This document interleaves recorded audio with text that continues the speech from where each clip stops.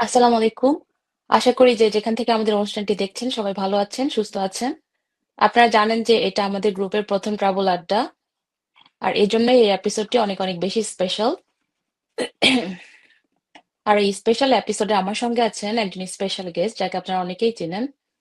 আজকের এই অনুষ্ঠানে যিনি আমাদের সাথে রয়েছেন, তিনি ইতিমধ্যেই পৃথিবীর ৭০ টিরও বেশি কান্ট্রি ভ্রমণ করেছেন এবং এই পুরো পৃথিবীতে যতগুলো কন্টিনেন্ট আছে, সবগুলা কন্টিনেন্টে পা রেখেছেন। একজন বাংলাদেশী হিসেবে যাকে নিয়ে আমরা প্রাউড ফিল করি। আমাদের সঙ্গে আছেন জহির ইসলাম ভাইয়া। ভাইয়া আপনাকে অনেক, অনেক ধন্যবাদ। এত ব্যস্ততার মধ্যেও আপনি আমাদেরকে সময় দিয়েছেন।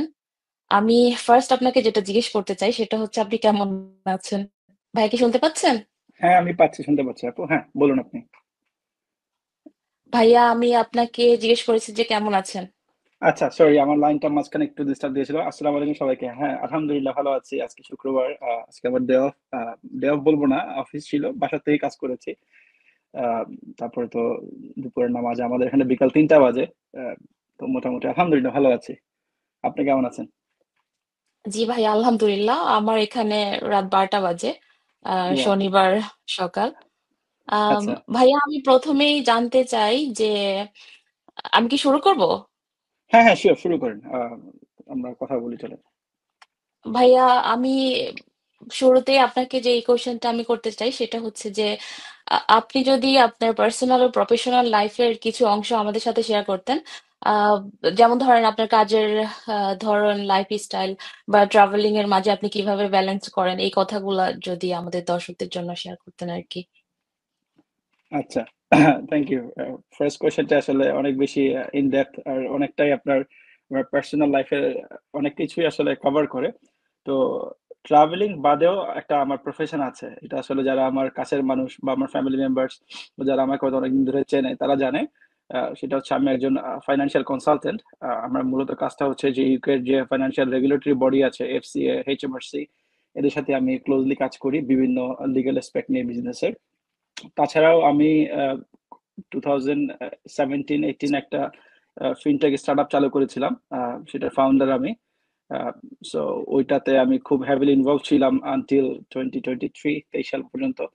তো তারপরে মোটামুটি একটু সেমি রিটায়ারমেন্ট বলা চলে। আর তাছাড়া আমার যে আমি মাশাআল্লাহ। বর্তমানে যেটা করছি আর কি, সেটা হচ্ছে কনসালটেন্সি। আমার নিজস্ব ফার্ম আছে ইউকে বেসড। আমরা বিভিন্ন ক্লায়েন্টদেরকে, ফাইন্যান্সিয়াল ক্লায়েন্টদেরকে আমরা বিভিন্ন রেগুলেটরি যে অ্যাডভাইস গুলো আছে বা সার্ভিস গুলো আছে ওগুলো প্রোভাইড করি। তো ওয়ার্ক ব্যালেন্স বলতে গেলে আগে আমার ট্রাভেলের থ্রুতেই অনেক মানে কাজের থ্রুতেই অনেক ট্রাভেল করা হইতো। এটা আমি আই ওয়াজ ভেরি ব্লেসড যে আমার যে ইন্ডাস্ট্রিতে আমি কাজ করতাম আমার প্রচুর ফরেন ক্লায়েন্ট ছিল। সো দেয়ারফর আমাকে এই কাজের সুবাদে আমি যেমন আপনাদের অস্ট্রেলিয়া সিডনিতে ট্রাভেল করছি, ওখানেও আমার একসময় যাওয়া হয়েছে। বা আমেরিকায় গেছি, ইউরোপে বিভিন্ন দেশে গেছি। সো ওই ওয়ার্ক ব্যালেন্সটা আসলে কাজের সাথে আমার মানে ম্যাচ করতে খুব একটা ডিফিকাল্ট হয় নাই। বাট এইটা সেট করতে আমাকে প্রায় অনেক বছর ওয়েট করতে হয়েছে, যে ইন সেন্স লাইক একদিনে আমি ডিসাইড করে ফেলি না যে এটা আসলে আমি কিভাবে সেট করব। যে কালকে ঘুমাতে উঠে চিন্তা করলাম যে আমি এটা কালকে থেকে করব, ব্যাপারটা সেরকম নয়। এটার জন্য অনেক প্ল্যান ছিল, পরিকল্পনা ছিল। আমার ব্যাচেলার শেষ করছে আজ থেকে প্রায় 15 বছর আগে। So it's quite long time. Bachelor wow. শেষ করার পর আমার জি। এমবিএ, আমার মাস্টার্স, তাও এক যুগ আগে শেষ করা আমার। তো ওগুলা শেষ করার পরে আমাকে তারপরে প্ল্যান করতেছি যে আমি একটা এমন জব চাই যেটাতে নাকি আমাকে একটা মানে আমাকে মানে রিমোটলি আমি কাজ করতে পারবো, প্লাস আমাকে কোনো কোথাও টাই আপ করে ফেলবে না। তো ওই জবের থেকে পরে চিন্তা করলাম যে জবটা যদি শুরু করি তাহলে দেখা যাবে যে আমি একটা কোম্পানির প্রতি দায়বদ্ধ থাকবো। আমার যাচ্ছে যে আপনার আমরা চাইলে অনেক সময় হুঠাৎ ট্রাভেল করতে পারবো না। সো আমি তখন চিন্তা করলাম যে না, আমি ইন্ডিপেন্ডেন্টলি কাজ করবো নিজে নিজে, যেখানে নাকি আমার নিজের টাইম টেবিলটা আমি নিজে সেট করতে পারবো। সো আলহামদুলিল্লাহ ওইটা চিন্তা করলে আমি আমার ক্যারিয়ার দিক দিয়ে মোটামুটি বলবো যে ভালোই করছি। আমার এই ফ্রিডমটা আছে, যে যেটা সবচেয়ে ইম্পর্টেন্ট আমি মনে করি, যে বিগেস্ট অ্যাসেট একটা মানুষের, যে নিজের জন্য সময় বের করা, যে ইয়োর টাইম। হ্যাঁ, যেটা এক্স্যাক্টলি। যেটা জি। আসলে সবচেয়ে বেশি আমার কাছে মনে হয় যে ইম্পর্টেন্ট, যে আপনি যখন খুশি যেটা করতে পারতেছেন without hampering your career and your personal life. ওইটা আমি খুব ভালো মতো ব্যালেন্স করতে পারছি। আর ফ্যামিলি ভাবে বলতে জি। গেলে আমি ম্যারিড, আমার দুইটা বাচ্চা মেয়ে আছে। বড়টা ক্লাস ইয়ার 4-এ পড়ে, ছোটটা ইয়ার 1-এ পড়ে। আলহামদুলিল্লাহ ফ্যামিলির মোটামুটি আমার বাবা মা বাদে সবাই দেশেই থাকে, ভাই বোনরা। সো আমার মাশাআল্লাহ। আসলে হ্যাঁ। ওই মানে সবাই মোটামুটি একটা ভালো বন্ডিং কিন্তু এখানে আছে যে ফ্যামিলি সিকনেসটা এখন আর কাজ করে না, যেটা একসময় করছে। বাট শুরুটা কিন্তু এরকম ছিল না। শুরুটা যখন আমি এদেশে আসছি, তখন যদি বলি একাই ছিলাম। তারপর আস্তে আস্তে যখন সবাই জয়েন করছে, যে এখন মোটামুটি অনেক ইজি লাইফটা আর কি। তো সবকিছু জি। মিলে আমার যে ট্রাভেলিং যেটা আমি করি, এটার জন্য ফ্যামিলি সাপোর্ট অনেক আছে, যে আমার মিসেস অনেক সাপোর্ট করে। আমি অনেক ট্রাভেল করি, অনেক সময় একা যাই, অনেক সময় আগে কাজের জন্য প্রচুর দেখা যেত যে আপনার 2 দিন 3 দিন 4 দিন করে প্রতি এভরি উইকই ট্রাভেল করতেছি। তো এটাও সে ম্যানেজ করছে ফ্যামিলি। এখন যেহেতু ভাই বোন থাকে এখানে, ওরাও ইউ আর অনেক সময় ট্রুলি সাপোর্ট করে। ব্লেসড। এত ইজি আলহামদুলিল্লাহ যে হয় আমি না। জি। হ্যাঁ, আলহামদুলিল্লাহ যে একটা ব্যাপার, যে আমার যে সারাউন্ডিং যারা মানুষ আছে, ফ্রম মাই স্কুল ফ্রেন্ডস, আমার 2টা স্কুলের ফ্রেন্ডও এখানে থাকে, আমার কাজিনরা এখানে থাকে, তো তারা আসলে আমাকে খুব সাপোর্ট করে এই এই আমার ক্যারিয়ার বলেন। এবং তারা সবাই, মজা কথা হচ্ছে, তারা সবাই ইনভলভ। আমার যে প্রফেশন, ওটার সাথে মোটামুটি সবাইকে আমি ইনভলভমেন্টে রাখছি, যে এমন না যে আমি একা ও করতেছি তা না। Wow. Every I G. Am working with all my close people. তো তারা আসলে দেখা যায় আমি ফাঁকিবাজি করলেও, দেখা যায় হুট করে ট্রাভেলে চলে গেলাম, দেখা গেছে তারা সেটা আমার জন্য ম্যানেজ করতেছে, কন্টিনিউ তারাও স্যাক্রিফাইস করতেছে। করে জি। হ্যাঁ, এক্স্যাক্টলি জি। এটাই। হ্যাঁ। থ্যাংক ইউ ভাইয়া। এখন আমার যেটা জিজ্ঞাসা, যে এই যে এতগুলা দেশ আপনি ঘুরেছেন, এটার ইন্সপিরেশন আপনি কোথা থেকে পেয়েছিলেন? মানে শুরুটা কিভাবে হয়েছিল? আচ্ছা, শুরুটা তো আমি বাংলাদেশে থাকতে খুব অ্যাক্টিভলি স্কাউটিং করতাম। আপনি যদি স্কাউটিং সম্পর্কে বাংলাদেশে জানেন, আমি কিন্তু বাংলাদেশের যে সর্বোচ্চ স্কাউটিং অ্যাওয়ার্ড, প্রেসিডেন্সিয়াল অ্যাওয়ার্ড, সেটার পরীক্ষা দিয়েছিলাম, কিন্তু অ্যাওয়ার্ডটা পাইনি লাস্ট পর্যন্ত। কোজ আমার ফাইনাল ভাইবার আমি দিন আমার খুব বিএনসিসি করতাম, স্কাউট করা হয়নি। আচ্ছা। আচ্ছা, তো স্কাউটে বাংলাদেশের যেটা সর্বোচ্চ অ্যাওয়ার্ড বলে, এটাকে বলে প্রেসিডেন্সিয়াল অ্যাওয়ার্ড। সেটা রাষ্ট্রপতি জি। বাংলাদেশের দেয়। তো ওইটার বলে অনেক স্টেপ আছে, যারা স্কাউটিং করে তারা জানে। Viva, written, the last stage is the viva, যে স্টেজটা সেটা গাজীপুর মৌচাকে হয়। তো সেই ভাইবার দিন আসলে আমার শরীর খুব অসুস্থ হয়ে গেছিল, আমাকে পরে ঢাকা রেফার করে দিছে, আমি আসলে সেটা পাইনি। আমি ঢাকা জেলা নৌ ও। স্কাউটস এর একজন লম্বা সময় সদস্য ছিলাম। তো স্কুলে থাকতেই আসলে প্রচুর ট্রাভেল করতাম, মানে বাংলাদেশের ভিতরে, বাংলাদেশের বাইরে না।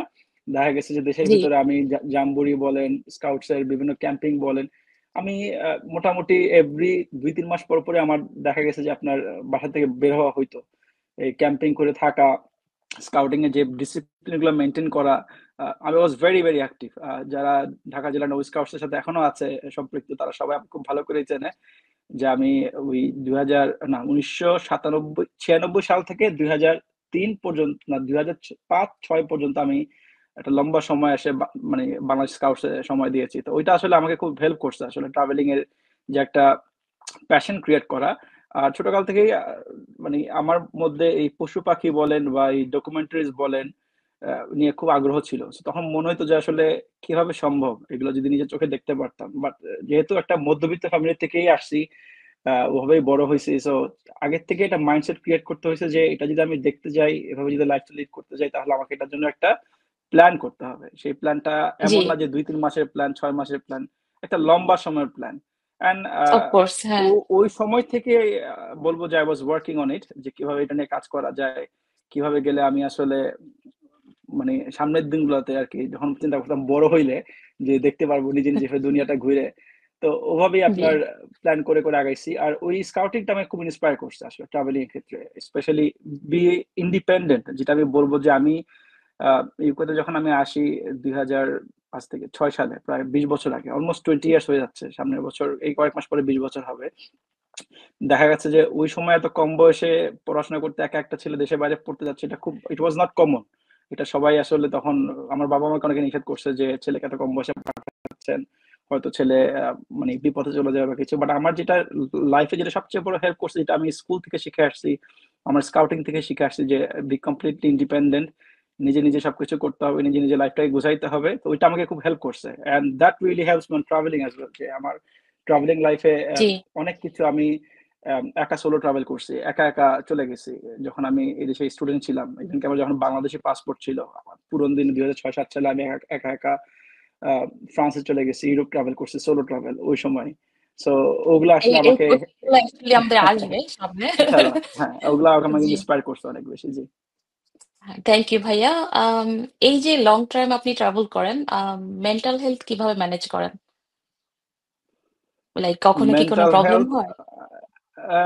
মেন্টাল হেলথ নাকি আমার মনে হয় আমি অফিউজলি ট্রাভেলিং বন্ধ করলে, আমি ট্রাভেলিং বন্ধ করলে অসুস্থ হয়ে যাবো। হ্যাঁ, অপোজিট? যেটা মনে হয় কি, ওকে। এক্স্যাক্টলি আমার মনে হয় যে আমি যদি এক জায়গাতে রিমোট হয়ে যাই, মানে স্টাক হয়ে যাই, রিমোট না থাকি, বা আমি যদি মোবাইল জি। না থাকি তাহলে এমন আমি অসুস্থ হয়ে যাবো। আর লম্বা সময় আমি মনে হয় ইউকে বাইরে যেতে পারিনি কোভিড পিরিয়ডে। আমার লাস্ট ট্রিপ কোভিড আগে আমি জাপান থেকে আসছি, তারপরে আমি লম্বা সময় কোথাও যেতে পারিনি, তারপরে মনে হয় টার্কি গেলাম প্রায় এক বছর 1.5 বছর পরে। ওই সময়টা আমার মনে হয়েছিল ওকে। যে আমি আসলে অসুস্থ অসুস্থ হয়ে যাচ্ছি, কারণ কোথাও যেতে পারতেছি না, সারা দুনিয়া ট্রাভেলিংটা বন্ধ। হ্যাঁ। বাট ট্রাভেল করলে আমার আসলে মেন্টালি কোনো অসুবিধা হয় না। আমাকে নিয়ে অনেকে আমার বন্ধু বান্ধব মজা করে, যে বলে যে এত ট্রাভেল করি, এত এনার্জি পাই করি, বা আমার এত শক্তি কোত্থেকে আসে যে আজকে আসলাম কালকে আবার পরের সপ্তাহে চলে গেলাম। বাট আলহামদুলিল্লাহ আমি এটাকে আসলে এনজয় করি। এই কারণে বলবো এনজয় করি, আসলে এটাকে যদি আমি এনজয় না করি তাহলে একসময় ট্রাভেলিং আমার কাছে একঘেয়েমি লাগবে। হ্যাঁ, এমন না যে আমি প্রত্যেকবার প্রত্যেক নতুন দেশে যাচ্ছি, এমনও আছে যে আমি একটা দেশে আগে 7-8 বার গিয়েছি। যেমন আমার টার্কিতে মনে হয় ওভার, মানে তুরস্ক যেটাকে বলে, তুর্কি এখন যেটাকে বলে, আমার মনে হয় আমার হ্যাঁ। 10 বারের উপর যাওয়া হয়েছে। তো কিন্তু আমার কখনো বোর লাগে না যে আমি এই জায়গাটা এতবার যাচ্ছি, কেন যাচ্ছি। কিন্তু প্রত্যেকবার গেলে আসলে মনে হয় যে নতুন কিছু দেখবো, নতুন কিছু শিখবো। সো মেন্টাল হেলথ আমার মনে হয় তখনই ডাউন হয় যখন আমি কোথাও না যেতে পারবো আর কি। জি, মনে হচ্ছে।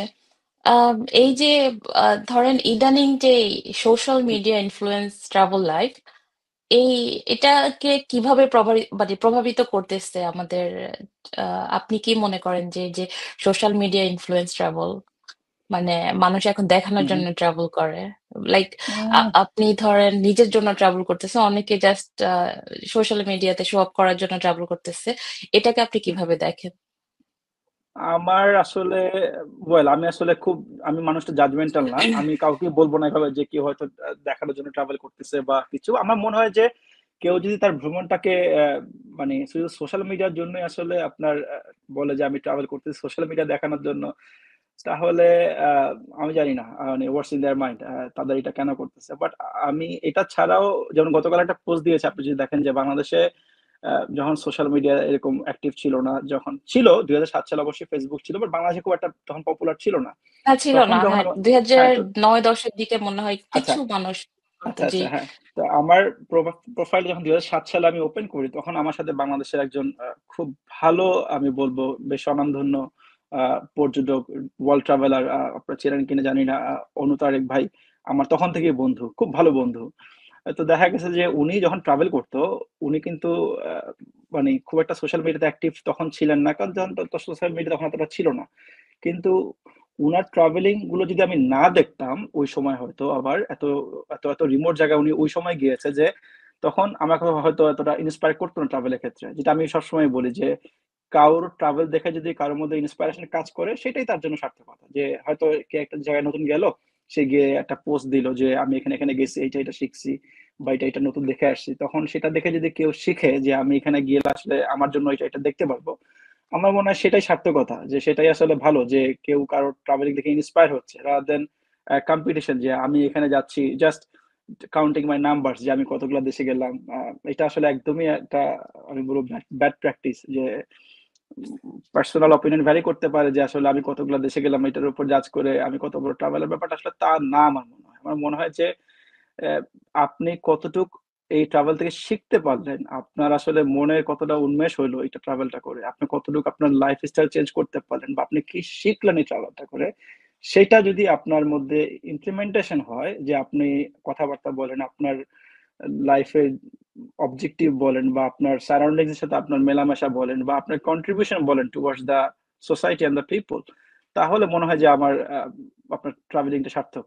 না হলে আমি বলবো যে it's not working for you actually, যে আপনি ট্রাভেল করে যাচ্ছেন কিন্তু আসলে আপনার কোনো কিছু কোনো লাভ হচ্ছে না। ট্রু, হ্যাঁ। আম, ভাইয়া, আপনি যখন একটি ট্রিপ প্ল্যান করেন তখন প্রিপারেশন কেমন হয়? মানে প্যাকিং করার সময় কোন জিনিসগুলা আপনার মাস্ট হ্যাভ লিস্টে থাকে?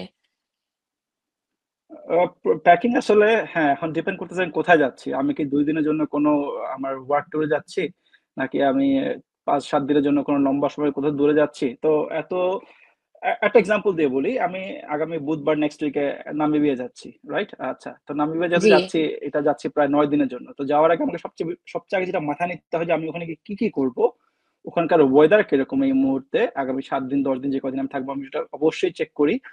আর হচ্ছে আমার অ্যাক্টিভিটি গুলো কি, ওইটার উপর বেস করে আমার ক্লোদিংটা আমি সেট করি। যে আমি হয়তো অ্যান্টার্কটিকায় গেলে আমার এক ধরনের পোশাক ছিল, আমি যখন সৌদি আরব যাবো তখন হয়তো আমার আরেক ধরনের পোশাক আমাকে নিয়ে যেতে হবে। But G. মাস্ট আইটেম বলতে গেলে কিছু কিছু জিনিস, যেমন অবশ্যই আমার পাওয়ার ব্যাংক, আমার 2-3টা পাওয়ার ব্যাংক থাকতে হবে সাথে। যেহেতু সব জায়গাতে ইলেকট্রিসিটিটা পাওয়া যায় না। জি, এটা একটা একটা ভালো আইডিয়া। একটা জি। একটা মাল্টিপারপাস অ্যাডাপ্টার, যেটা আপনার সারা ওয়ার্ল্ডে যে কোনো জায়গায় গেলে আপনার কাজ করা যায়, কারণ এক এক দেশে প্লাগ সিস্টেম এক এক রকম থাকে। বিভিন্ন ধরনের চার্জার, আমার ক্যামেরার গিয়ার গুলো থাকে, আমার একটা খুব লাইট প্রেয়ার ম্যাট আছে, ওইটা থাকে আমার সাথে। আমার নেক পিলো থাকে, কজ আমার যেহেতু ফ্লাইটে আমার ঘুমাইতে হয় অনেক সময় লম্বা ফ্লাইট থাকলে। সো কিছু কিছু জিনিস আছে যেগুলো আমার জি। অবশ্যই লাগে। এটা আমার মাস্ট আইটেম আর কি। হ্যাঁ, ওয়ারেজ আমি যখন যদি কোনো জি। সময় ডাইভিং এ যাই, যে আমার ডাইভিং ট্রিপ আছে, তাহলে আমার সাথে তখন আমার অনেক ডাইভিং এর আরো ইকুইপমেন্ট থাকে, আমার ফিন্স থাকে, আমার ওয়েট স্যুট থাকে, আমার আমার সাথে আমার মাস্ক থাকে, আমার অন্যান্য যে আনুষঙ্গিক আইটেম গুলো আছে ওগুলো থাকে আমার সাথে। সো ডিপেন্ড করে আসলে আমি কোন ট্রিপে যাচ্ছি, অবজেক্টিভটা কি, কতদিন থাকতেছে, ওইটার উপর আসলে। আহ, ভাইয়া ধরেন নতুন দেশে যাওয়ার আগে আপনি কিভাবে হুম, বাজেট হুম। প্ল্যান করেন? যেমন ধরেন অ্যাকোমোডেশন, ট্রান্সপোর্ট বা ফুড, আর যদি আপনার ভিসা লাগে তাহলে আহ, মানে আপনি কোনটাকে আগে প্রায়োরিটি দেন? আচ্ছা। কোনটা বেশি আমা ইম্পর্ট্যান্ট আপনার কাছে? রাইট। আমার আসলে মজার কথা বলি, আমি মানুষটা এরকম যে আমার আসলে বাজেটটা হয় বাৎসরিক বাজেট, যে আমি এই বছরে ট্রাভেলিং এর জন্য কত খরচ করব, এটা আমার অলরেডি, আপনি যদি আমাকে জিজ্ঞেস করেন, ওয়েল ইটস আ সিক্রেট, আমি ওইটা পাবলিকলি বলবো না। আমি 2025 সালে ট্রাভেলের জন্য কত টাকা খরচ করব, কত পাউন্ডস খরচ করব, এটা আমার অলরেডি আমার এক জায়গায় লেখা আছে। And এই ওকে। টাকাটা আমি সব খরচের বাইরে আলাদা করে রাখি। কেন রাখি? কারণ আমার একটা ফ্যামিলি আছে, আমার দুইটা বাচ্চা আছে, আমার কিছু রেসপন্সিবিলিটিস আছে, আমার দেশে কিছু কমিটমেন্ট আছে। দেখা গেছে যে ওই টাকাটা আমার থাকে সম্পূর্ণ রকম আলাদা।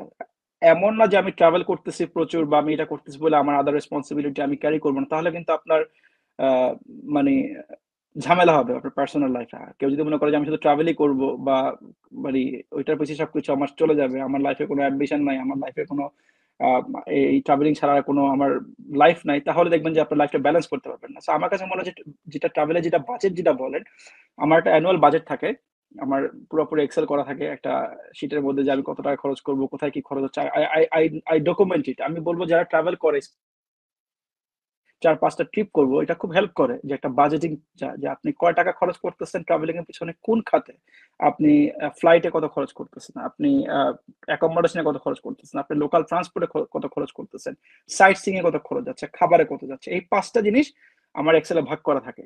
আমি এই 5টা জিনিসের মধ্যে লিখে রাখি। এমন এমন আরেকটা থাকে আদার্স, যেখানে থাকে আমার হয়তো অনেক সময় এয়ারপোর্টে গেলে আমার এয়ারপোর্টে গাড়িটা রেখে যাই পার্কিং এ, ওইটা খরচ থাকে অনেকটা। আদার্স এক্সপেন্স ওখানে অ্যাড হয়। সবচেয়ে বড় খরচ যেটা থাকে ট্রাভেলে, সেটা হচ্ছে টিকিট, ফ্লাইট টিকিট। তো ফ্লাইট টিকিটের জন্য আমি চেষ্টা করি যতটা সম্ভব ভালো একটা ডিল বের করার জন্য। এটার জন্য আমাকে অনেক শ্রম দিতে হয়, মোটামুটি দিনের পর দিন খুঁজতে হয়। আমি বিভিন্ন ধরনের আপনার টুলস ইউজ করি, গুগল ফ্লাইটস, মোমোন্ডো, কায়াক, তারপর আপনার স্কাই স্ক্যানার আছে। তাছাড়া নতুন একটা অ্যাপ বের হয়েছে, আমি গতকাল আমার বন্ধু, আপনি চেনেন ইয়াসের, ইয়াসির আরাফাত, ওকে আমি বলতেছিলাম যে একটা টুইস্টার নামে একটা অ্যাপ বের হয়েছে। এটা আইওএস এ আছে, আমার আইওএস এ আপনি দেখতে পারবেন, বা হয়তো অ্যাপল প্লেতেও আছে। যে ওরা যেটা করে, আপনার বছরে বারো বারো ডলার বা 12 পাউন্ড সাবস্ক্রিপশন নেয়, সেটা দিয়ে আপনি মানে টিকিটটা যে দেশ থেকে কাটেন না কেন, ওরা আপনাকে একদম যে চিপেস্ট টিকিটটা যেই দেশের ট্রাভেল এজেন্সি ইস্যু করছে, ওদেরকে রিডাইরেক্ট করে দিবে। And that really helps. ওরা এআই ইউজ করে, ওইটা করে আপনাকে, আমি মোটামুটি 2025-এ যতগুলো ট্রিপের টিকিট করছি, যেগুলো আপনার হয়তো আমি এখান থেকে করলে সরাসরি, হয়তো এয়ারলাইন থেকে করলে বা বিভিন্ন স্কাই স্ক্যানার বা গুগল ফ্লাইট থেকে করলে বেশি পড়তো, সেটা আমি দেখছি যে ওদের ওই অ্যাপসটা ইউজ করে করলে মোটামুটি বেশ কিছু ডলার সাশ্রয় হয়। তো টিকিটটা যদি আপনি মোটামুটি কমে করতে পারেন, ট্রাভেলের ক্ষেত্রে সবচেয়ে বড় যে এক্সপেন্সটা হয়, আপনি দেখবেন যে অনেক সেভ করতে পারবেন। হ্যাভিং সেড দ্যাট, বাংলাদেশ থেকে কিন্তু এটা ডিফিকাল্ট। আমি দেখছি বাংলাদেশ থেকে যারা ট্রাভেল করে, তারা আপনার দেখা গেছে যে অনেক খরচ বেশি দিয়ে টিকিট করে। মানে এটা আসলে ভেরি আনফরচুনেট আমাদের দেশের ট্রাভেলারদের জন্য, যে আসলে আমি দেখলাম একটা দেশ থেকে, ঢাকা থেকে একটা ফ্লাই আউট করলে যে খরচ পড়ে, কলকাতা থেকে করলে সেটার 1/3 পরে খরচ। এটা আসলে খুবই দুর্ভাগ্যজনক যে আমাদের দেশে এত চাহিদা আছে ট্রাভেলিং এর, এত মানুষ ট্রাভেল করতে চায় কিন্তু পারে না আসলে এই এক্সপেন্স গুলোর কারণে। সো তারপরেও যদি আগের থেকে খোঁজা যায়, অনেক সময় অনেক ভালো ভালো ডিল পাওয়া যায়। আমাদের গুড্ডি গ্রুপে তো অনেক সময় দেখি যে অনেকে এরকম ভালো ভালো ডিলের অফার দিচ্ছে। সো চোখ রাখলে, যদি ট্রাভেল এক্সপেন্সের ক্ষেত্রে যদি টিকিটটা আগে আগে ভাগে করে ফেলা যায়, মিনিমাম আমি বলবো 4 থেকে 5 মাস আগে। যদি এটা খুব প্রতিবন্ধকতা এই কারণে বাংলাদেশ থেকে, কারণ ভিসার একটা ব্যাপার আছে, যে ভিসা কনফার্ম না হওয়া পর্যন্ত আমি টিকিট করতে পারছি না। তারপরেও ভিসা হওয়ার পরও যদি মোটামুটি একটু চোখ কান খোলা রেখে খোলা যায়, অনেক সময় ভালো টিকিট সস্তায় যদি আপনি করতে পারেন, আমার মনে হয় যে বাজেটের অনেক কিছু আপনি এখানে মানে আপনার আয়ত্তের মধ্যে করতে পারবেন, টাকা সেভ হবে। ভাইয়া আমরা নেক্সট কোশ্চেনে যাওয়ার আগে একটা ভাইয়া আপনার জন্য কোশ্চেন করেছে। আমি আপনাকে আচ্ছা কমেন্টটা পড়ে শোনাচ্ছি। আচ্ছা আচ্ছা। ভাইয়া আমি ট্রাভেলের সাথে ফটোগ্রাফিটাও খুব সিরিয়াসলি নেই। আমার জন্য ট্রাভেল করার সাথে ছবি তোলা খুবই থেরাপির মতো। কিন্তু এটা করতে যেয়ে বেশ ডিফিকাল্টি ফেস করতে হয়। গিয়ার ক্যারি করা, ছবি কম্পোজ করা কোনো সাজেশন আছে এই ব্যাপারে? আমি আপনাকে স্ক্রিনে শেয়ার করছি কমেন্টটা। আচ্ছা আচ্ছা। সাফায়েত, আচ্ছা আচ্ছা, সাফায়েতের কোশ্চেনটা আসলে খুব মানে একটা রিলেভেন্ট কোশ্চেন। এই কারণেই বলবো যে একটা সময় আমি প্রচুর ফটোগ্রাফি করতাম। ফটোগ্রাফি বলতে গেলে I was A wedding photographer back in the days in UK. আমি ওয়েডিং ফটোগ্রাফিতে আমার আমার কমার্শিয়ালি আমার ক্যারিয়ার ছিল দীর্ঘ 7 বছর ইউকেতে। এটা তো অনেকে জানে না। তাছাড়া পাশাপাশি আমি ওয়াইল্ড লাইফ ফটোগ্রাফি করতাম ক্যানন ইউকের সাথে।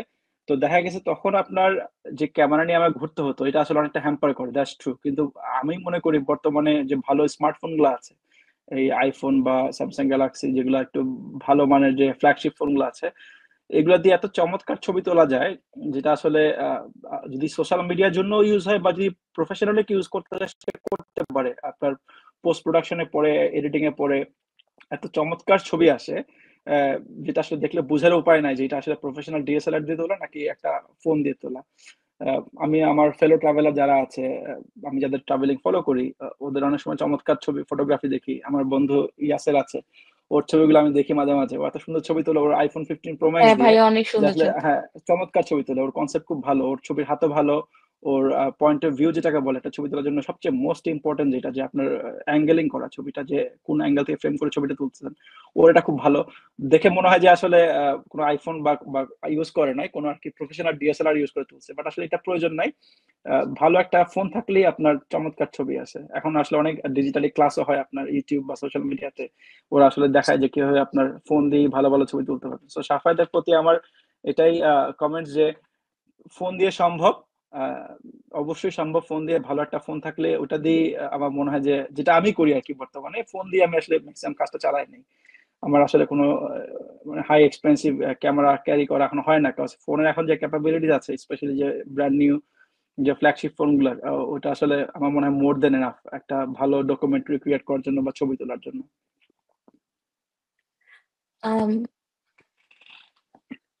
থ্যাংক ইউ ভাইয়া। আমার সরি ভাইয়া, এবার হ্যাঁ শিওর। আমরা যে কোশ্চেন গুলো করবো এটা কিছুটা ভিসা এবং হুম মানে পাসপোর্ট নিয়ে। তো প্রথম যে কোশ্চেনটা সেটা হচ্ছে, ভাইয়া আমি আই বিলিভ যে আপনার হুম মানে ডুয়াল ন্যাশনালিটি। তো হুম হুম। আপনি কি এখনো বাংলাদেশের পাসপোর্ট ব্যবহার করেন নাকি অন্য কোনো দেশের পাসপোর্ট, মানে ব্রিটিশ পাসপোর্ট ইউজ করেন? আচ্ছা আচ্ছা, আমার বাংলাদেশি পাসপোর্ট আমি ইউজ করি না, আজকে অনেক দিন হয়ে গেছে। প্রায় অলমোস্ট ক্লোজ টু 10 ইয়ার্স হয়ে যাচ্ছে আমি আর এটা ইউজ করি না এখন। ইউজ করার প্রয়োজন পড়ে না, যেহেতু আমার আরেকটা দেশের দ্বৈত নাগরিকত্ব আছে। বাট তার আগেও কিন্তু আমি বাংলাদেশি পাসপোর্ট দিয়ে বেশ ট্রাভেল করেছি। আজকে আমি কাউন্ট করলাম, কজ আমার শুরু থেকে আমার সবগুলো দেশে কাউন্ট লেখা আছে, আমি কোন দেশে কত কবে গিয়েছি, কোন পাসপোর্ট ইউজ করে। দেখলাম যে ওই পাসপোর্ট ইউজ করে আমি 14টা দেশে গিয়েছিলাম বাংলাদেশি পাসপোর্ট ইউজ করে। সো আসলে ওই সময়েও ট্রাভেলিং হয়েছে, বাট এখনো যেটা হচ্ছে সেটা হচ্ছে যে ইউকে পাসপোর্ট দিয়ে। হ্যাঁ।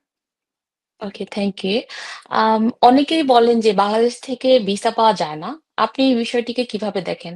কখনো কি শুধু বাংলাদেশি পাসপোর্ট থাকার কারণে আপনার ভিসা পেতে সমস্যা হয়েছে? বাংলাদেশ থেকে ভিসা পাওয়া যায় না, এটা অনেকাংশে সত্যি, আবার অনেকাংশে আসলে সত্যি না। কেন সত্যি না আর সত্যি সেটাও বলি। দেখা গেছে যে অনেক সময় আপনি বললেন যে আমার একটা খুব ভালো প্রোফাইল আছে কিন্তু আমি ভিসা পাচ্ছি না। এখন ভালো প্রোফাইলের সংজ্ঞাটা কি, এটা যদি আমি আপনাকে জিজ্ঞেস করি, ভালো প্রোফাইলের সংজ্ঞা কেউ বলতে পারে আমার সব আছে, আমি অ্যাজ পার রিকোয়ারমেন্টস যে ওদের ভিসা গাইডলাইন আছে সবকিছু আমি ফুলফিল করেছি, তারপরে আমাকে কোনো ওরা ভিসা দিল না।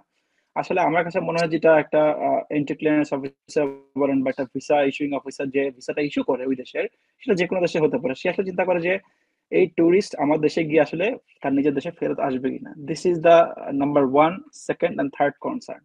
এটা ছাড়া তারা আর কিছুই চিন্তা করে না। আপনি বলতে পারেন যে তারা আসলে ব্যাংক সলভেন্সি দেখে, হ্যাঁ, everything is relevant, your career, your bank solvency and everything, and that supports you towards your getting এর visa. But the same time দেখা যাচ্ছে যে ওরা যদি কখনো মনে করে যে আপনার প্রোফাইল অনেক ভালো আছে বা আপনি আগে অনেক দেশে গিয়েছেন কিন্তু আপনি এই দেশে গিয়ে হয়তো নাও ফিরতে পারেন, তাহলে আপনাকে জি। ওরা ভিসা দিবে না। আমার পার্সোনালি এক্সপিরিয়েন্স যদি আমি বলি, হ্যাঁ আমি বাংলাদেশি পাসপোর্টে 2011-এ আমি ইউএসএ তে অ্যাপ্লাই করেছিলাম। লন্ডন থেকে করেছিলাম 11 সালে। আপনার লন্ডনে B1 B2 ভিসা বলে, যেটা খুব সম্ভবত ট্যুরিস্ট ভিসাকে। ওরা আমার ডিসিশন দিতে সময় নিয়েছে 4 বছর। এটা নিয়ে আমি একটা পোল দিছিলাম যে আমাকে যখন ওরা আমাকে জি, দুইটা কোশ্চেন করছে, দেখেছি তুমি আমি। কেন যেতে চাচ্ছ, তুমি এখানে কি করো, কি কি দেখবা, এই 2-3টা কোশ্চেন করেছিল। আমার ঠিক মাথায় মনে নেই এক্স্যাক্টলি, এরকম কিছু কোশ্চেন করার পর আমার হাতে কাগজ ধরা দিল। আমি ভাবলাম যে এটা কিসের কাগজ। তো পরে দেখি যে রিফিউজাল লেটারও না, আমার পাসপোর্ট আমাকে ফেরত দিয়ে দিল। পরে দেখলাম যে 221G বা কিছু একটা এরকম একটা কোড আছে ওদের, যেটাকে ওরা বলে অ্যাডমিনিস্ট্রেটিভ রিভিউ। সেই অ্যাডমিনিস্ট্রেটিভ রিভিউ কতদিনে শেষ হবে সেটা কেউ জানে না, কারোটা 7 দিনে হয়, কারোটা 10 দিনে হয়। তো আমি ভুলেই গেছিলাম যে আমি কখনো এরকম ইউএসএ তে অ্যাপ্লাই করছিলাম ভিসার জন্য। 4 বছর পর যখন আমার মেইল আসছে যে সেন্ড ইউর পাসপোর্ট, আমি ভাবছি এটা কোনো স্ক্যাম ইমেল কিনা বা কিছু কিনা। বাট তারপর ওরা আমাকে ভিসা দিচ্ছে, বাংলাদেশি পাসপোর্টই দিচ্ছে। এবং আমি বাংলাদেশি পাসপোর্ট দিয়ে কিন্তু প্রথমে ইউএসএ তে ট্রাভেল করছি। আর তার আগেও যে আমি ইউরোপে অনেকগুলো দেশ ঘুরছি এই বাংলাদেশি পাসপোর্ট দিয়ে, ওয়েদার ইট হেল্প, আমি জানি না এটা হেল্প করছে কিনা। বাট ডিপেন্ডস অন আসলে, যেটা আমি বলতে চাচ্ছিলাম যে এন্ট্রি ক্লিয়ারেন্স অফিসার আসলে অনেক কিছু কনসিডার করে একটা মানুষকে ভিসা দেওয়ার আগে। যে সে যাচ্ছে যে সে তার পার্সোনাল যে টাই আছে বাংলাদেশে সেটা কতটুকু আছে, তার যে যাচ্ছে যে সে আসলে রিয়েল ট্যুরিস্ট কিনা বা রিয়েল ট্রাভেলার কিনা। এখন আমি আপনি রিয়েল ট্রাভেলার কিনা সেটা তো আমাদের গায়ে বা চেহারার মধ্যে লেখা নাই, কোথাও লেখা নাই। জি। নো ওয়ান ক্যান রিড আস যে আমি আমি এই দেশে গিয়ে আমি ফেরত আসবো কিনা, সেটা আমি যে দেশ থেকে ট্রাভেল করি না কেন। তো দেখা যাচ্ছে যে আপনার এটার একমাত্র উপায় হচ্ছে যে বাই দ্য বুক, যদি ওদের যে পলিসি গুলো আছে যেটা আমরা ফলো করার চেষ্টা করি, সেটা দিয়ে যদি ওরা ভিসা দেয়। আবার অনেক সময় পলিটিক্যাল ইনফ্লুয়েন্সও থাকে, যেমন আপনি এখন যত ভালো প্রোফাইল হোক না কেন, আপনি কিন্তু এখন ইন্ডিয়া ভিসা পাবেন না, ওরা বন্ধ করে রাখছে।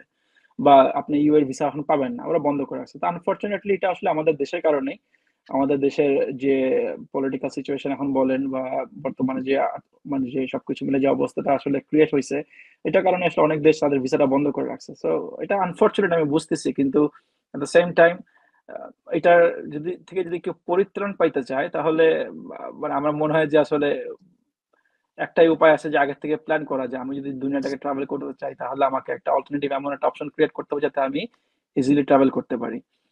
এছাড়া আমি আসলে আর কোনো বর্তমানে উপায় দেখতেছি না। আমার মনে হয় ইন ফিউচার আসলে এই সিচুয়েশনটা আর একটু ডিফিকাল্ট হবে বাংলাদেশের জন্য, বিকজ জিওগ্রাফিক্যালি বর্তমানে যে বাংলাদেশের সিচুয়েশন এবং আমাদের আশেপাশের দেশগুলোতে একটা যুদ্ধের যে একটা মানে সম্ভাবনা দেখা দিচ্ছে, আমি জানি না বাংলাদেশের ভিসার সিচুয়েশন আরো সামনে ভালো হবে কিনা। আমার মনে হয় না যে এটা আসলে দুঃসংবাদ। যারা ট্রাভেল করে, যারা আমার এখানে ঘুরতিতে অনেক ভালো ভালো ট্রাভেলার সাথে পরিচয় হয়েছে দেশ থেকে ট্রাভেল করে, এটা আনফরচুনেট তাদের জন্য আসলে।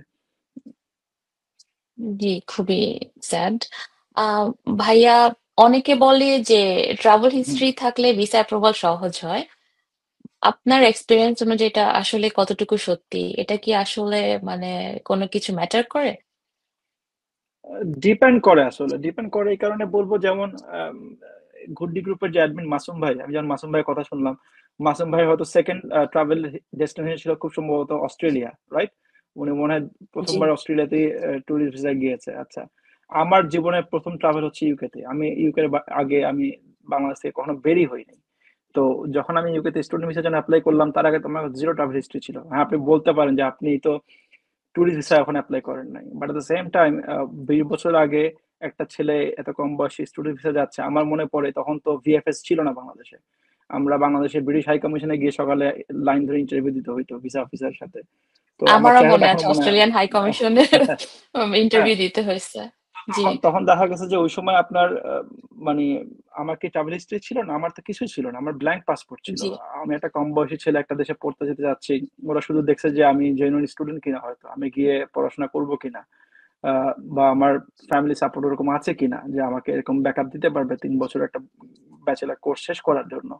সো এটা ম্যাটার করে, আবার অনেক সময় করেও না। এটা আসলে আমি আমি যেটা ব্যাপার সবচেয়ে বেশি মানে এমফাসাইজ করি ট্রাভেলিং এর ভিসা প্রোফাইলের জন্য, যে আসলে পার্সোনাল প্রোফাইলটা কিরকম।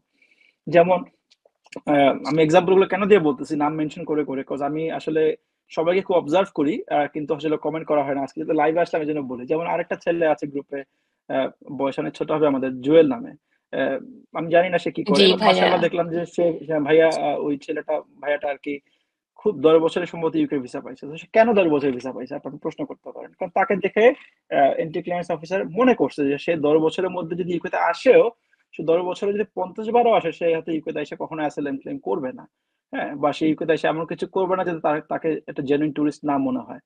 তো আবার হয়তো সে তার প্রোফাইলটা এমন ভাবে প্রেজেন্ট করছে যেটাতে আসলে তাকে হেল্প করছে এই ভিসাটা পাওয়ার জন্য আসলে।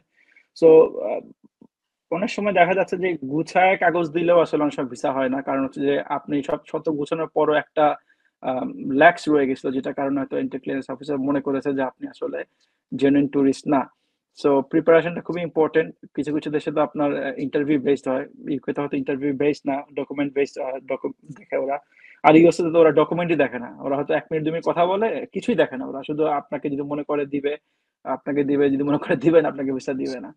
সো আসলে এই কোয়েশ্চেনটা একটু ট্রিকি, বাট আমার মনে হয় যে পার্সোনাল প্রোফাইলটা খুব বেশি ইম্পর্টেন্ট এই ক্ষেত্রে, ভিসার ক্ষেত্রে স্পেশালি আমাদের মতন যারা এরকম বাংলাদেশের মতো দেশ থেকে যারা ভিসা অ্যাপ্লাইটা করে তাদের জন্য এটা খুব বেশি ইম্পর্টেন্ট। ভাইয়া, আমি একটা কমেন্টের কোশ্চেন নিচ্ছি। আমি হুম, স্ক্রিনে আপনার জন্য সেটা শেয়ার করব। শিওর। আম, রিয়াদ ভাই কোশ্চেন করেছে যে আসসালামু আলাইকুম ভাই, কোন দেশের ইমিগ্রেশনে ক্রস করতে বেশি প্রবলেম ফেস করেছেন এন্ড কোন দেশে স্ক্যামের শিকার হয়েছিলেন, এরকম একটা কোশ্চেন আর কি। আচ্ছা, ইমিগ্রেশন ক্রস বলতে গেলে আমেরিকা, আমি প্রত্যেকবার আমেরিকা যাই আমাকে একটু ডিটেনশনে রাখে। আমার মনে এটা হয় আমার নামের নামের জন্য। জন্য। জি। ইট ডাজন্ট ম্যাটার আমার কোন দেশে পাসপোর্ট, বা আমি বাংলাদেশে পাসপোর্ট দিয়ে ট্রাভেল করে দেখছি, আমি আমার ইউকের যে পাসপোর্ট আছে সেটাতে ট্রাভেল করে দেখছি, আমাকে ওরা সেকেন্ডারি ইন্সপেকশন বলে এটাকে।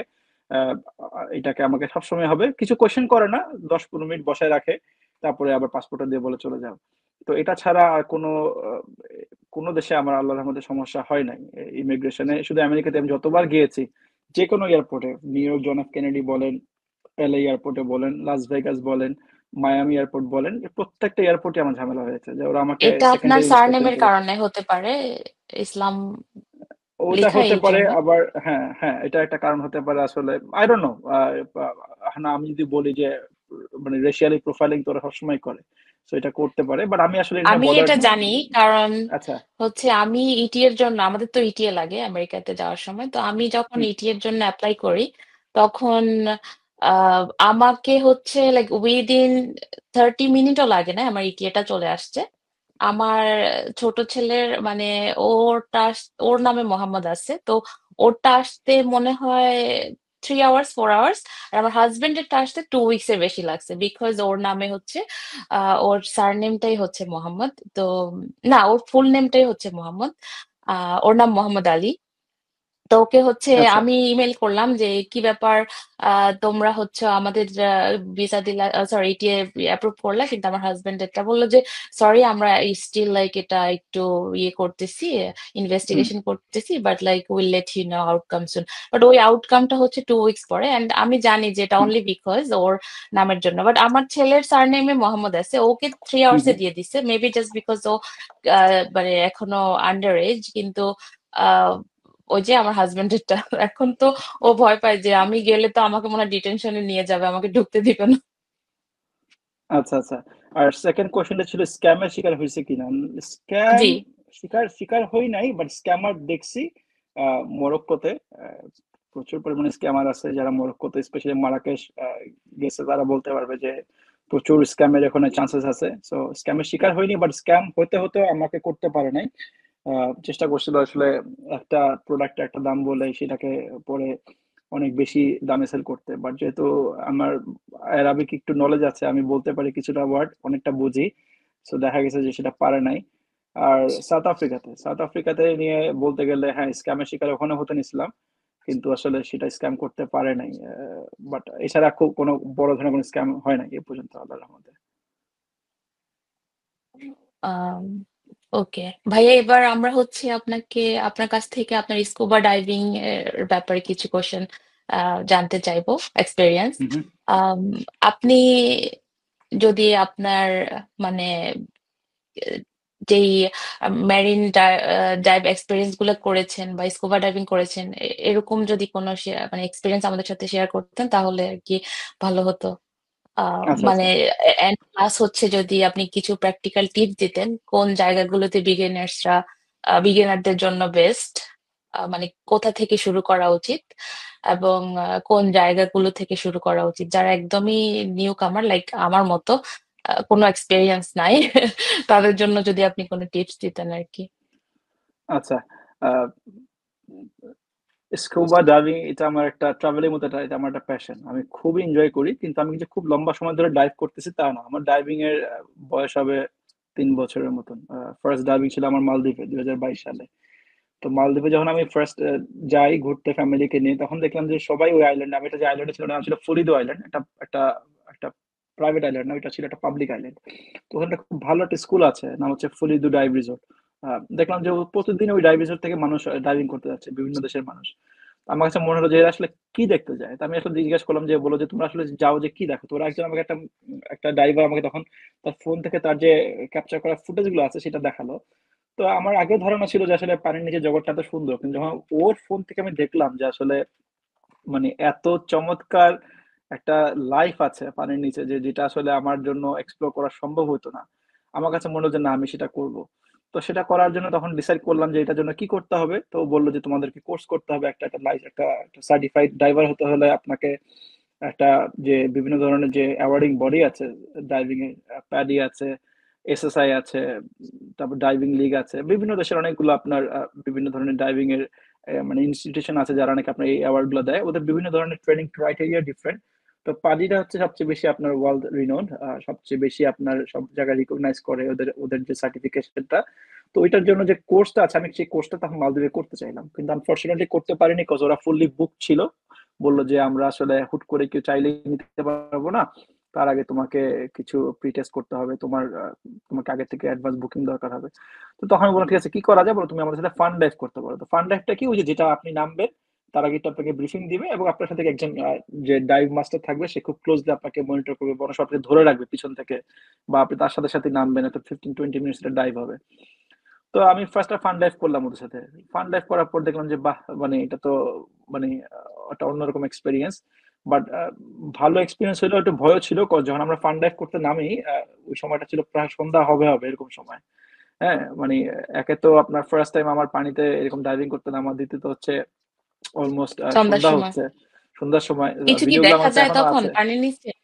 হ্যাঁ, দেখা যাক, ক্লারিটি এতটা বেশি ছিল না, বাট মোটামুটি তারপরেও দেখা যাচ্ছিল, মানে অলমোস্ট আপনার ক্লোজ টু সানসেট টাইম। তো মোটামুটি আমরা তারপরে মানে কুইকলি একটা ডাইভ করে আসলাম। তারপর আমি বললাম যে না, আমি আরেকদিন নামবো ডাইভিং এ। তো তখন আমি আরেকটা ফান ডাইভ করলাম ওদের সাথে আরেকটা ফান ডাইভ করার পরে দেখলাম যে না, আমাকে তখন সার্টিফিকেশনটা নিতেই হবে।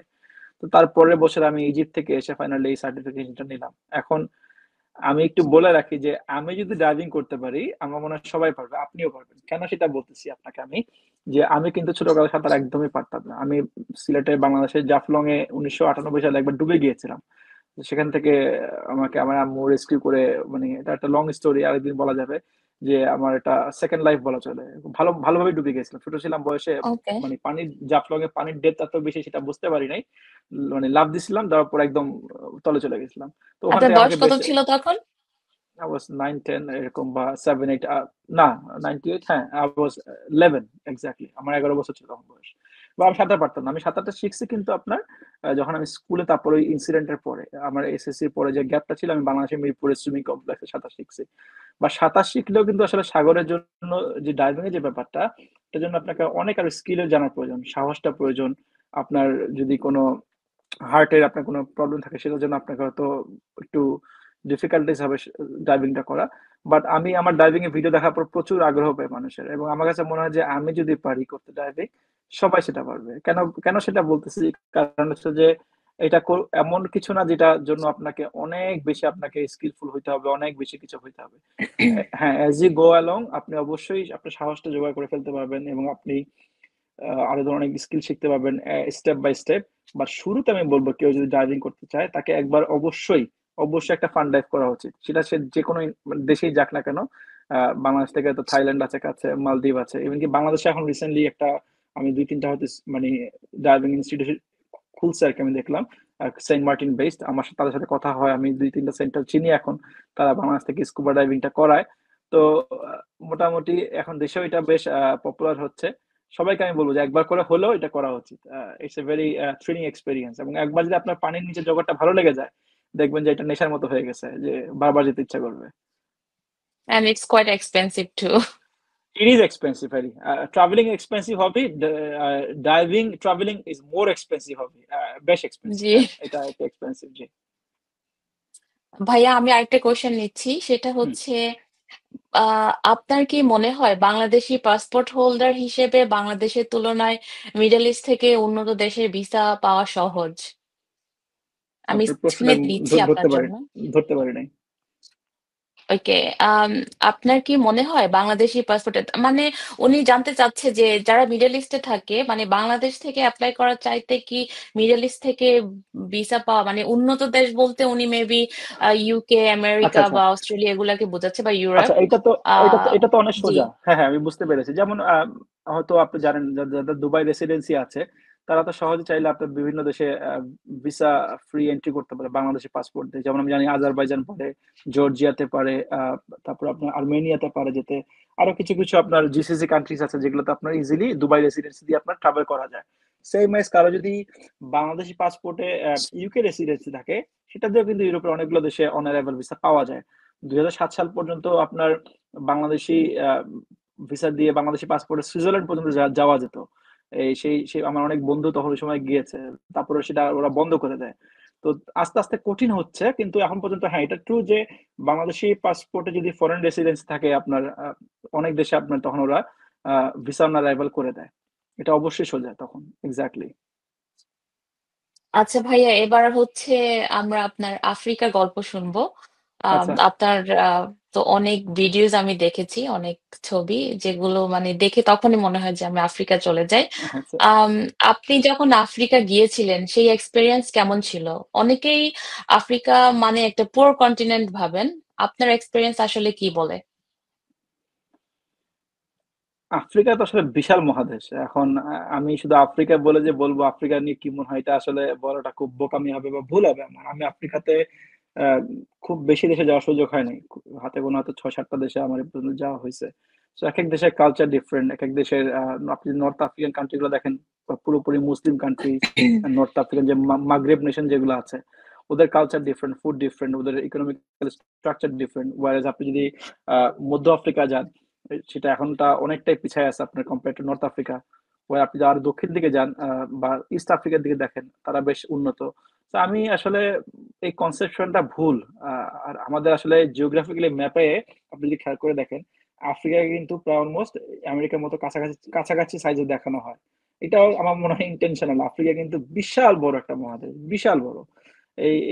এটা আপনার সাইজে কিন্তু যতটুকু দেখা যায় জিওগ্রাফিক্যালি, আমরা যে ম্যাপটা দেখি তার চেয়ে কিন্তু অনেক গুণ বেশি বড়। রাইট? আফ্রিকার একটা প্রান্ত থেকে আরেকটা প্রান্তে আপনার যাওয়া বা ট্রাভেলিং করা যদি কেউ করতে পারে, যেহেতু ইনফ্রাস্ট্রাকচারটা এখন পর্যন্ত এতটা উন্নত না, সেটা একটা আমি বলবো বিগ অ্যাচিভমেন্ট। আফ্রিকা অবশ্যই উন্নত, সাবজেক্ট টু আপনি কোন দেশে যাচ্ছেন। আমার কাছে আমি এ পর্যন্ত খুবই অনুন্নত আফ্রিকান দেশ বলতে গেলে আমার কাছে কোনোটাই মনে হয় না। ইভেন কি আমি তানজানিয়াতে ছিলাম, আমার প্রথম আফ্রিকান দেশ যেটাতে আমি গিয়েছিলাম। ওখান থেকে আমি অনেক রিমোট এরিয়াতেও ট্রাভেল করছি ফ্যামিলিকে নিয়ে। ওখানেও আপনার মোটামুটি ইন্টারনেট ছিল, বেসিক নিডস মানুষের বলেন সবকিছু ছিল। তো বাংলাদেশের মতনই আমি বলবো যে বাংলাদেশে যেরকম সিটিরা অনেক ডেভেলপ, গ্রামগুলো একটু অনুন্নত, আফ্রিকাটা ওরকমই। নাথিং ডিফারেন্স আমার কাছে মনে হয় না যে অনেক অনুন্নত কিছু। বাট ঘোরার জন্য আফ্রিকা কিন্তু একটা চমৎকার জায়গা। আমরা এটা স্কিপ করি অনেক সময়, বলি যে আসলে ওখানে গিয়ে কি দেখার আছে। আফ্রিকাতে আসলে এত কিছু দেখার আছে যেটা নিয়ে বলতে গেলে আমাদের আরেকটা এপিসোড করতে হবে। তো সেই গল্প আরেকদিন করবো আমরা। আর অস্ট্রেলিয়ার ব্যাপারে আপনার মানে এক্সপিরিয়েন্স কেমন ছিল? আপনি তো মনে হয় কয়েকবার আসছিলেন এখানে। কোন কোন স্টেট আমার গুলা ঘুরে গেছিল? আ- আচ্ছা, আমার অস্ট্রেলিয়াতে একবারই আসা হয়েছে, 2019 বা 18 এর সময় আর কি। আমি মেলবোর্ন আসছি, সিডনি আসছি। এই দুটা স্টেটই আমার মানে স্টেট স্টেট বলেন আপনার, রাইট নাকি স্টেট জি, বলে? স্টেট, হ্যাঁ। আচ্ছা, ওই স্টেটে আমার যাওয়া হয়েছে। মেলবোর্নের মধ্যে আমার কাছে মেলবোর্ন বেশি পছন্দ, সিডনি না। আগেই বলি, সিডনি আমার কাছে অনেক ক্রাউডেড মনে হয়েছে। মেলবোর্ন আমার কাছে খুব ভালো লাগছে। মেলবোর্নের কফি, আমি খুব কফি লাভার। মেলবোর্নের কফি কিন্তু ওয়ার্ল্ডের সবচেয়ে বিখ্যাত, এটা হয়তো অনেকে জানে না। দুনিয়ার সবচেয়ে ভালো কফি পাওয়া যায় মেলবোর্নে, এটা কেউ চাইলে গুগল করে দেখতে পারে। এবং আমি যখন ফার্স্ট যাই আমি বলি যে এত মজার কফি এখানে কিভাবে সম্ভব। পরে দেখি যে না, মেলবোর্নের যে ক্যাফে গুলো আছে তারা খুবই জি, নাম করা আপনার সাধারণ লোকাল ক্যাফে গুলো আর কি, কফির জন্য আর কি। আর জি, মেলবোর্ন থেকে আমি ড্রাইভ করে আপনার অ্যাডিলেড পর্যন্ত যাওয়ার চেষ্টা করেছিলাম, আপনার ওই যে গ্রেট ওশান রোড ধরে। সেই ড্রাইভটা জি। করছি প্রায় ছয় ছয় সাড়ে 6 ঘন্টা 7 ঘন্টার drive. It was one of the best drive in my life. চমৎকার রোড, ইটস ট্রুলি বিউটিফুল, হ্যাঁ। খুবই সুন্দর। আর এত পাখি আমি অস্ট্রেলিয়ার মতো আসলে খুব কম কম মহাদেশে বলবো দেখছি। যে এত বৈচিত্র্যময় পাখি আসলে আমি অস্ট্রেলিয়াতে খুব বেশি দেখছি। স্পেশালি আরবান এরিয়া গুলো তো দেখছি যে পাখি অনেক বেশি, মানে গাছের পরিমাণ অনেক বেশি। আর ওই সাপের সাইন আছে অনেক জায়গায়, যেটা আমার কাছে সবচেয়ে বেশি আরো মজা লাগছে হ্যাঁ। দেখে যে প্রচুর লেখা আছে যে এখানে মানে you have to be very sorry. Careful for the snakes and everything. হ্যাঁ, সো এখনো আমার কাছে মনে হচ্ছে এখানে অস্ট্রেলিয়া সব ইজ ভেরি জায়গায়। ডেভেলপড কান্ট্রি, বাট এখনো হ্যাঁ। ওরা যে আরবান যে কালচারটা বা যে আহ, যে নেচারের যে ব্যাপারটা যেটা আছে সেটা ওরা এখন পর্যন্ত অনেকখানি ধরে রাখছে। আহ, মানে ইনফ্যাক্ট ওয়েদার দেয়ার ভেরি। ধরেন আপনার বাসায় যদি কখনো এরকম আপনি স্নেক চলে আসে, যদি ধরেন আপনি দেখেন, আপনি কিন্তু সেটাকে মারারটা এলাও না আর কি। আপনি লোকাল যে অথরিটি আছে সেই আচ্ছা, অথরিটিকে কল দিবেন, তারপর হচ্ছে ওরা এসে আপনাকে ও রেস্কিউ করবে আর কি। তো মানে আপনি ওটাকে মেরে আপনি নিজে ঝামেলায় পড়াটা আর কি আমি হ্যাঁ, আমি যখন ফার্স্ট যাই ওরা সাজেস্ট আমরা করে না। আমার আমার আমার জি। আমার অফিস থেকে একটা এয়ারবিএনবি বুক দিয়ে দিছিল আপনার অস্ট্রেলিয়া মেলবোর্নের সেন্ট কিল্ডাতে। খুব পশ এরিয়া সেন্ট কিল্ডা, আচ্ছা। যারা মেলবোর্নে থাকে তারা জি জানে। জি। তো সেন্ট হ্যাঁ, অনেক কিল্ডাতে নাইস এরিয়া। একটা বাংলো বাসাতে আমাকে বুক করে দিয়েছে। তো আমি আমার কলিগ গেলাম, 4 বেডরুমের বাসা, আমরা দুজন থাকবো। হ্যাঁ, ঢুকার পর দেখি বাসার সব জানলার মধ্যে নেট লাগানো। আমি পরে হোস্ট আসলো চাবি নিয়ে একটু পরে, একটা অস্ট্রেলিয়ান ভদ্র, আমরা তোমার বাসায় সব জানার নেট কেন? আর ঢোকার সময় রাস্তাটা ছিল অনেক, চারপাশে অনেক গাছ গাছালি, বলে আমাদের এখানে সাপ থাকতে পারে, যে কোনো মুহূর্তে সাপ ঢুকতে পারে। তা আমি সাপের ছবি নিয়ে আহ, ছবি ফেসবুকে দিচ্ছি, I can hold the snake, এটা কোনো সমস্যা না, কিন্তু একটা স্নেক আটকা করে আমার সামনে চলে আসবে। আর আমার কলিগ সাথে সাথে দেখে বলছে যে না, আমি এই বাসায় থাকবোই না। তো সাথে সাথে আমাদের যখন এয়ারবিএনবি বুকিংটা আমাদের ক্যান্সেল করে দিয়ে আমাদেরকে হোটেলে উঠতে হয়েছিল, যে আমরা বলছি যে না, এই বাসায় থাকবো না, কজ ও আমাদেরকে বলছি যে আমার বাসায় সাপ আছে। সো এই জন্য আমি নেট লাগা রাখছি প্রত্যেকটা জানলার মধ্যে, বাট ঘরে ঢুকবে না। যদি ঘরে ঢুকেও পড়ে তোমরা প্যানিক হয়ে না, আমাকে ফোন দিও। তো আমি আমার কলিগ শুনে বলেছেন না, আমি তো এত রাত্রে যদি দেখি উঠে ঘুমের থেকে আমার বেডের নিচে সাপ ঘোরাঘুরি করতেছে, তাহলে তো সমস্যা। তো আমরা পরে সেই বাসাটা চেঞ্জ করছি, ওই এয়ারবিএনবিটা। ভাইয়া আরেকজন একটা কোয়েশ্চেন করেছে আপনার জন্য। আমি স্ক্রিনে দিচ্ছি, আমি পড়ে শোনাচ্ছি আপনাকে।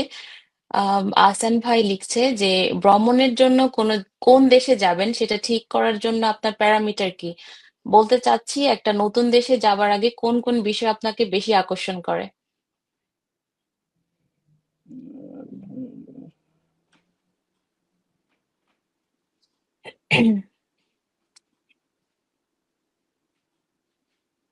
এটা ওয়েল, এটা একটা question that sets the boundary, যে প্যারামিটার কি। প্যারামিটারটা আসলে আমি কোনো সেট করি না ভাইয়া, এই কারণে সেট করি না, কজ একটা দেশে যাব, I go with completely open mind. হ্যাঁ, আমি কি দেখবো ওখানে গিয়ে, যেটা আমি বাস্তবে দেখি আর যেটা আমি হয়তো বিভিন্ন এখন আপনার কন্টেন্টের সুবাদে বা বিভিন্ন ইউটিউব ফেসবুকের সুবাদে একটা দেশে আসলে যাওয়ার আগে অনেক কিছু যাওয়া যায়। আহ, কোনো মাথার মধ্যে কোনো প্যারামিটার কাজ করে না, এই কারণে কজ আমি একদম আমার একটা ব্ল্যাঙ্ক ক্যানভাস নিয়ে যাই যে কোনো দেশে যাওয়ার আগে। হ্যাঁ, যেটা আমি যে কোনো দেশে যখন নতুন যাই, আমার যাওয়ার আগে আমি চিন্তা করি না যে আসলে আমি ওখানে গিয়ে কি এক্সপেক্ট করবো। আমি যাই একটা ব্ল্যাঙ্ক ক্যানভাস নিয়ে। আমি যাওয়ার আগে অবশ্যই কিছু ইনফরমেশন গ্যাদার করি, যেখানে গিয়ে এইসব এইসব জায়গায় যাবো বা এইসব এইসব জিনিস দেখবো। But I go with a truly empty mind, having side that, যে আমার মাথায় থাকে যে আমি একটা নতুন কিছু এক্সপ্লোর করব। ওখানে গেলে হয়তো এমন কিছু আমি দেখবো যেটা নাকি আমার জন্য আসলে সম্পূর্ণ আহ, নতুন কিছু ওয়েট করতেছে। কারণ আমার কাছে মনে হয় যে এক একটা দেশ, এক একটা কালচার ইজ কমপ্লিটলি ডিফারেন্ট। আপনি যতই বলেন আমাদের সাথে, ফর এক্সাম্পল আমাদের নেইবারিং কান্ট্রি ইন্ডিয়া, ইন্ডিয়াতে হয়তো আপনি এক একটা স্টেটে গেলে হয়তো আপনি এক একটা কালচার দেখতে পারবেন। এক এক হ্যাঁ, রকম, হ্যাঁ। যেটার হ্যাঁ। সাথে হয়তো আপনি কাশ্মীরের সাথে রাজস্থানের কোনো মিলই নাই, কলকাতার সাথে আপনার হয়তো কাশ্মীরের কোনো রাজস্থানের মিলই নিয়ে নাই। আমার অনেক হ্যাঁ, ফ্যাসিনেশন আছে, যে আমার সো অলওয়েজ মনে হয় যে আমি ওখানে সো যাব, যদি এখনো যেতে প্যারা পারিনি। আচ্ছা, আচ্ছা। তো আসলে প্যারামিটার ভাই তেমন করে কাজ করে না। আমি শুধু চিন্তা করি যে আমি এই দেশটাতে যাব, আহ, এই দেশটাতে গেলে আমি আসলে কি কি দেখতে পারবো এবং আমার অবজেক্টিভটা কি। যেমন আমি এ পর্যন্ত 6 বার আপনার ইজিপ্ট গেছি, কিন্তু আমি একবার পিরামিড দেখি নাই। এখন আপনি বলতে পারেন যে ভাই আপনি তাহলে ইজিপ্ট যান কেন? তা আমি ইজিপ্ট যাই ডাইভিং করার জন্য, কারণ আমার অবজেক্টিভ হচ্ছে ওইটা। হ্যাঁ, আমার এ পর্যন্ত পিরামিড দেখার সুযোগ হয় নাই। আমি আমি আসলে ওই কায়রোতে গিয়েও আমি আসলে গিজাতে যাই নাই পিরামিড দেখার জন্য, কারণ আসলে আমার মনে হয়েছে যে পরের বার দেখবো। সো এটা হয়তো এবার ইনশাল্লাহ তো কমপ্লিট হবে, এই বছরে প্ল্যান করছি যে এবার যখন ইজিপ্ট যাবো তখন হয়তো দেখবো। তো আসলে প্যারামিটারটা আসলে ভ্যারি করে ভাই, আসলে যে আমি যতবার যাই চিন্তা করি যে একটা অংশকে ওই দেশে ভালো মতো দেখে আসার জন্য। কোনোভাবেই আমি বলতে পারবো না যে আমি একটা দেশে একবার গেলাম।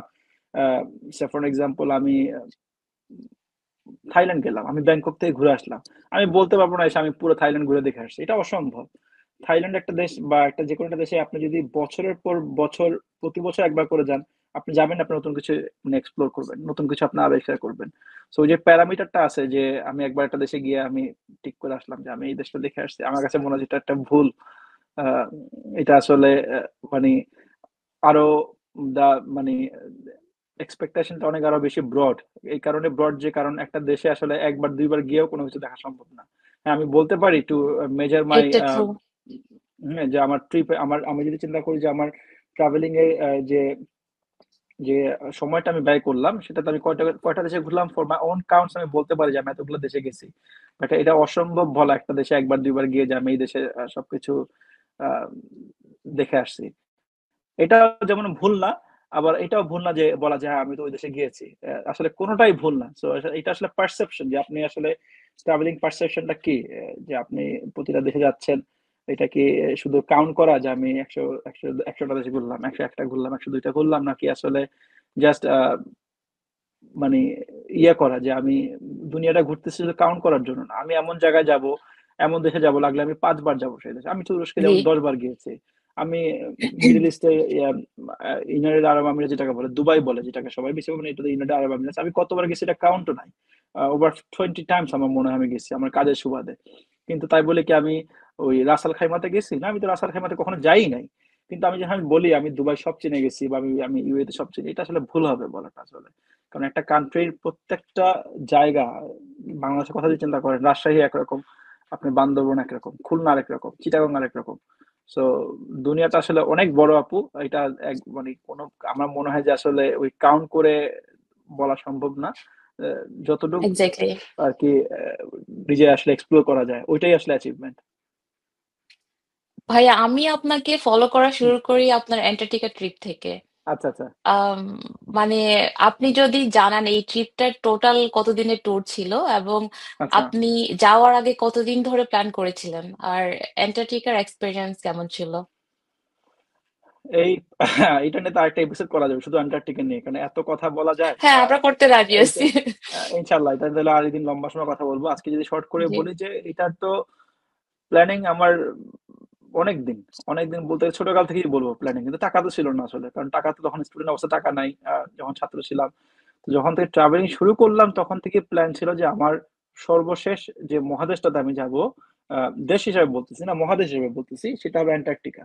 আহ, জি। সবগুলো দেশ তো এখন কভার করতে পারিনি, বাট আমার কাছে মনে হচ্ছে যে আমি যেদিন বাকি 6টা মহাদেশে মোটামুটি একটু এক্সপ্লোর করা শেষ করব, আর 7 নম্বর মহাদেশটা যেটা আমার অ্যান্টার্কটিকা হয়, কারণ আমি যতগুলো ভিডিও দেখছি এ পর্যন্ত অ্যান্টার্কটিকা যাওয়ার আগে, আসলে আমার কাছে মনে হয়েছে যে ইটস নাথিং লাইক আদার্স। আর সবচেয়ে ভালোটা আমার কাছে মনে হচ্ছে শেষেই থাক, যে সবচেয়ে ভালো মহাদেশটা। তো এই যে বললাম যে প্যারামিটারটা একটু আগে ভাই যে প্রশ্ন করলো, যে আমি যা দেখে গেছি আসলে এই ভিডিওতে, আর যা রিয়েল লাইফে এক্সপিরিয়েন্স করছি, এবং বাংলাদেশ থেকে আমার পরেও তো আরো একটা বড় গ্রুপ গেছিল, বাংলাদেশ থেকে বিশাল বড় একটা ভাইয়ারা গেছিল, তারাও বলতে পারবে সেম কথা, যে আসলে যেটা বাস্তবে দেখে আসছি আর যেটা আমরা দেখি ইজ কমপ্লিটলি ডিফারেন্ট। এটা আসলে ইটস এ ডিফারেন্ট প্ল্যানেট আমার কাছে মনে হয়েছে। যেটা মনে হয়েছে যে আমি পৃথিবীর প্রায় 1000 বছর আগে চলে আসছি, যেটা এখন পর্যন্ত আনটাচড আছে, যেটা এখন পর্যন্ত আপনার কোনো পলিউটেড হয় নাই, কোনো মানুষের কোনো এখন পর্যন্ত দ্বারা ক্ষতি হয় নাই, এবং এতটাই ডিফারেন্ট এই এই কন্টিনেন্টটা। আসলে এখন কন্টিনেন্টটা বলতে গেলে এটা একটা মজার প্রশ্ন, আমি অ্যান্টার্কটিকা গেছি বলে কি আমি অ্যান্টার্কটিকার পুরোটাই দেখে ফেলছি? আসলে আমরা গেছিলাম অ্যান্টার্কটিকা পেনিনসুলাতে, which is the very tip of Antarctica. হ্যাঁ, মানে আমরা আসলে অ্যান্টার্কটিকা যদি কেউ এক্সপ্লোর করতে চায় আসলে খুব ভালো মতন, আমার তো মনে হয় তাকে যাওয়া উচিত মিনিমাম 1 থেকে 2 মাসের একটা এক্সপিডিশনে, যেটাতে আমরা গেছিলাম 2 উইকস এর এক্সপিডিশনে, যেটা অত্যন্ত জি। ব্যয়বহুল। আমরা 2 সপ্তাহের জন্য যে পয়সা খরচ করে আসছি, হয়তো আমি যদি ট্রাভেলের প্রতি আমার প্যাশনই না থাকতো, তাহলে তো আমি ওই টাকা দিয়ে চিন্তা করতাম যে আরো কিভাবে 20টা দেশ ঘোরা যায়। কারণ আমি যে টাকাটা এক্স্যাক্টলি। খরচ করছি একটা একটা ডেস্টিনেশনের পিছনে যাওয়ার জন্য, ওটা চিন্তা করতাম তাহলে আমি তো আরো অনেকগুলো দেশে দেখে আসি। তো আমার কাছে মনে হচ্ছে না, আমি অ্যান্টার্কটিকাতে যাব, আমার ওই এরিয়াটা এক্সপ্লোর করতে হবে, কজ আমার কাছে মনে হচ্ছে যে দ্যাটস ওয়্যার দা মানে অ্যাডভেঞ্চার ইজ। এবং যাওয়ার পর যে এক্সপেরিয়েন্সটা ছিল, এটা আসলে আমি চেষ্টা করছি লিখে অনেক সময় ফেসবুকে বলার জন্য, আরো এখন পর্যন্ত অনেক অনেক ভিডিও রয়ে গেছে যেগুলো আমি এখন পর্যন্ত দেই নাই আমার আদার ডিভাইসে। তো আস্তে আস্তে যদি ওগুলো শেয়ার করি তখন হয়তো সামনে বুঝতে পারবেন যে আসলে এই 14 দিনে যে আমরা ট্রিপটা করে আসছি জাহাজে করে, যেটার মধ্যে আমরা প্রায় 11 দিন ছিলাম অ্যান্টার্কটিকার পেনিনসুলা এরিয়াতে। আর 3 দিন আমাদের যাওয়ার সাথে চলে গেছে আর্জেন্টিনা উশায়া থেকে যে ব্রেক প্যাসেজ পাড়ি দিয়ে যে আমরা অ্যান্টার্কটিকা গেলাম, সেই যেতে প্রায় প্রায় অলমোস্ট 1.5-2 দিন লাগে, আসতে আবার 1.5-2 দিন লাগে আর কি। সো ওভারঅল এক্সপিরিয়েন্স বলবো যে ইটস নাথিং লাইক আদার্স। আমার যদি লাইফে ইনশাল্লাহ সুযোগ হয়, আমি আবারও, যেটা বললাম যে আমি আবারও প্ল্যানিং শুরু করছি, আমার ইচ্ছা আছে আরেকবার যাওয়ার অ্যান্টার্কটিকাতে। সো ওইটা যদি সুযোগ হয় যাওয়ার জন্য, যেহেতু অত্যন্ত ব্যয়বহুল, আরেকটু সময় লাগবে, নিজেকে গুছাচ্ছি। ইনফ্যাক্ট এই বছরই যাওয়ার পরিকল্পনা ছিল আমার, কিন্তু আমার একটু পার্সোনাল কিছু কারণে আর এটা একটু পুল আউট করতেছি হয়তো। তো যাবো, আবার যাবো, যেতেই হবে এখানে। Something completely different then the rest of the world have seen. এটা খুবই ডিফারেন্ট। থ্যাংক ইউ ভাইয়া। আপনি যদি বলেন যে আপনার সবচেয়ে মানে এই যতগুলো এক্সপেরিয়েন্স, আপনার যতগুলো ট্রাভেলিং, যতগুলো কান্ট্রি ভিজিট করেছেন, আপনার সবচেয়ে লাইফ চেঞ্জিং ট্রাভেল মোমেন্ট কোনটা ছিল? আমার তো মনে হয় Antarctica. Antarctica? I thought so Antarctica যে কারণ আপনি মনে হয় হ্যাঁ। এটা আসলে লাইফ চেঞ্জিং মোমেন্ট বলতে হলে একটা মোমেন্ট, যেটা আমি প্রথম আলোতে লিখেছিলাম, যে আমার ক্যাম্পিং এর রাতটা, যেটাতে আমি আসলে একটা রাত একটা বরফ মহাদেশে লিটারেলি ঘুমায় কাটাইছি বলতে একটা রাত ছিলাম ওখানে আসলে। অ্যান্টার্কটিকাতে আসলে জি থাকার তো কোনো ব্যবস্থা নাই। যারা ভ্রমণ পর্যটক হিসেবে যায়, ওই একটা সুযোগ আমার যে কোম্পানিটা ছিল ওরা করে দিয়েছিল, যে আমরা একটা রাত বেস ক্যাম্প করতে পারবো ওখানে। তো বেস ক্যাম্পটা কি, এটা হচ্ছে একটা কবরের মতো করে একটা গর্ত করতে হবে নিজে নিজে। ওরা একটা শাবল ধরাই দিয়েছে, যে বলছে যে তোমরা বরফের মধ্যে একটা গর্ত করবা, just for your own wind protection and everything. যতটা ডিপ করা যায়, তো প্রায় 2.5-3 মিটার ডিপ একটা গর্ত করে আমার সমান হাইট অনুযায়ী ডেপথ করে, ওটার মধ্যে আমরা স্লিপিং ব্যাগে একটা রাত ছিলাম। তো ওই যে রাতটা ছিলাম, আহ, রাত কিন্তু আন্টার্কটিকাতে আসলে খুব বেশি লম্বা হয় না এই সময়, যেহেতু আমরা একটা সামার সিজনে গিয়েছিলাম। আপনার সামারটা শুরু হয় আপনার সাউদার্ন হেমিস্ফিয়ারে আপনার নভেম্বর থেকে, আপনি যে জানেন আপনি অস্ট্রেলিয়া থাকেন।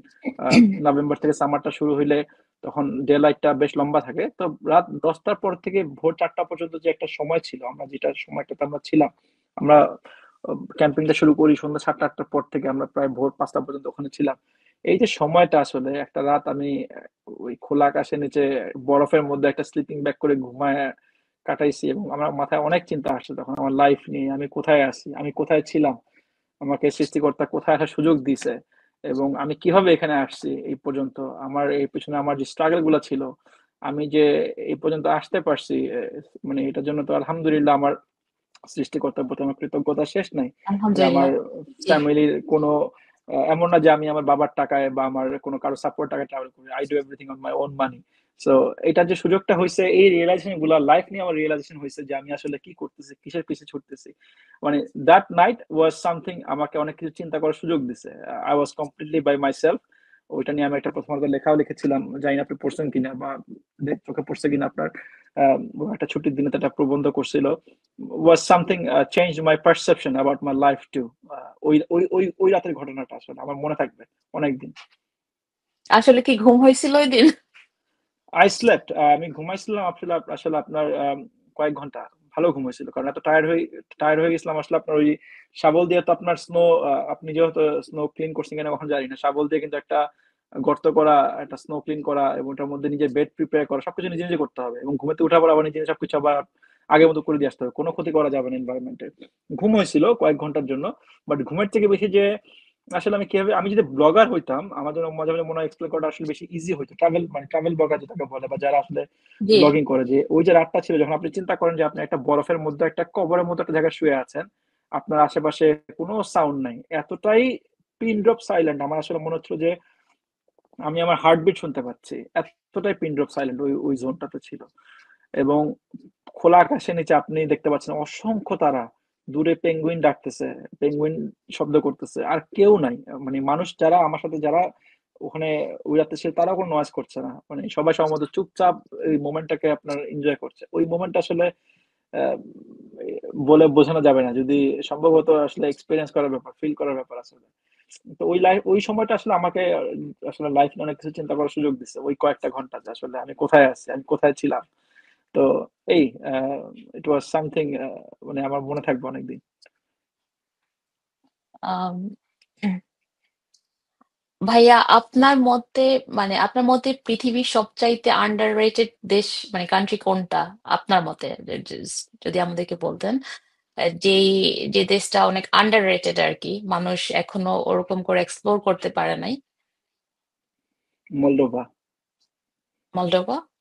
ওকে। মলদোভা চমৎকার মানুষ, চমৎকার ফুড। এখন তো পাশের দেশে যুদ্ধ হচ্ছে ইউক্রেন। আমি মলদোভা আসলে ঘুরে আসছি খুব বেশি দিন আগে না, কিন্তু এটা নিয়ে লেখার সুযোগই হয় নাই। একবার একটা নোটের ছবি দিছিলাম মলদোভা গিয়ে যাওয়ার পরে, যে এত সুন্দর কারেন্সি, মানুষ ভাবছে হয়তো আমি মলদোভাতে লোক টোক নিয়ে যাই, বা আমি কোনো রিক্রুটমেন্ট এজেন্সি। তো আমাকে অনেকে নক করছে যে ভাই কি হয়, কি ভিসা প্রসেস করেন। আমি বলছি ভাই আমি তো এগুলোর মধ্যে নাই। তারপরে পোস্ট দেওয়া বন্ধ করে দিয়েছে। এবার মলদোভা নিয়ে আসলে আমাকে লিখতে হবে। এই দেশটা আসলে খুবই আন্ডার রেটেড আমার মনে হয় ঘোরার জন্য। চমৎকার একটা দেশ। ওকে। মানে ইন ফিউচারে আপনি যদি কোনো কান্ট্রিতে যেতে চান, মানে সেটা হুম, হুম। কোনটা, মানে নিয়ার ফিউচারে?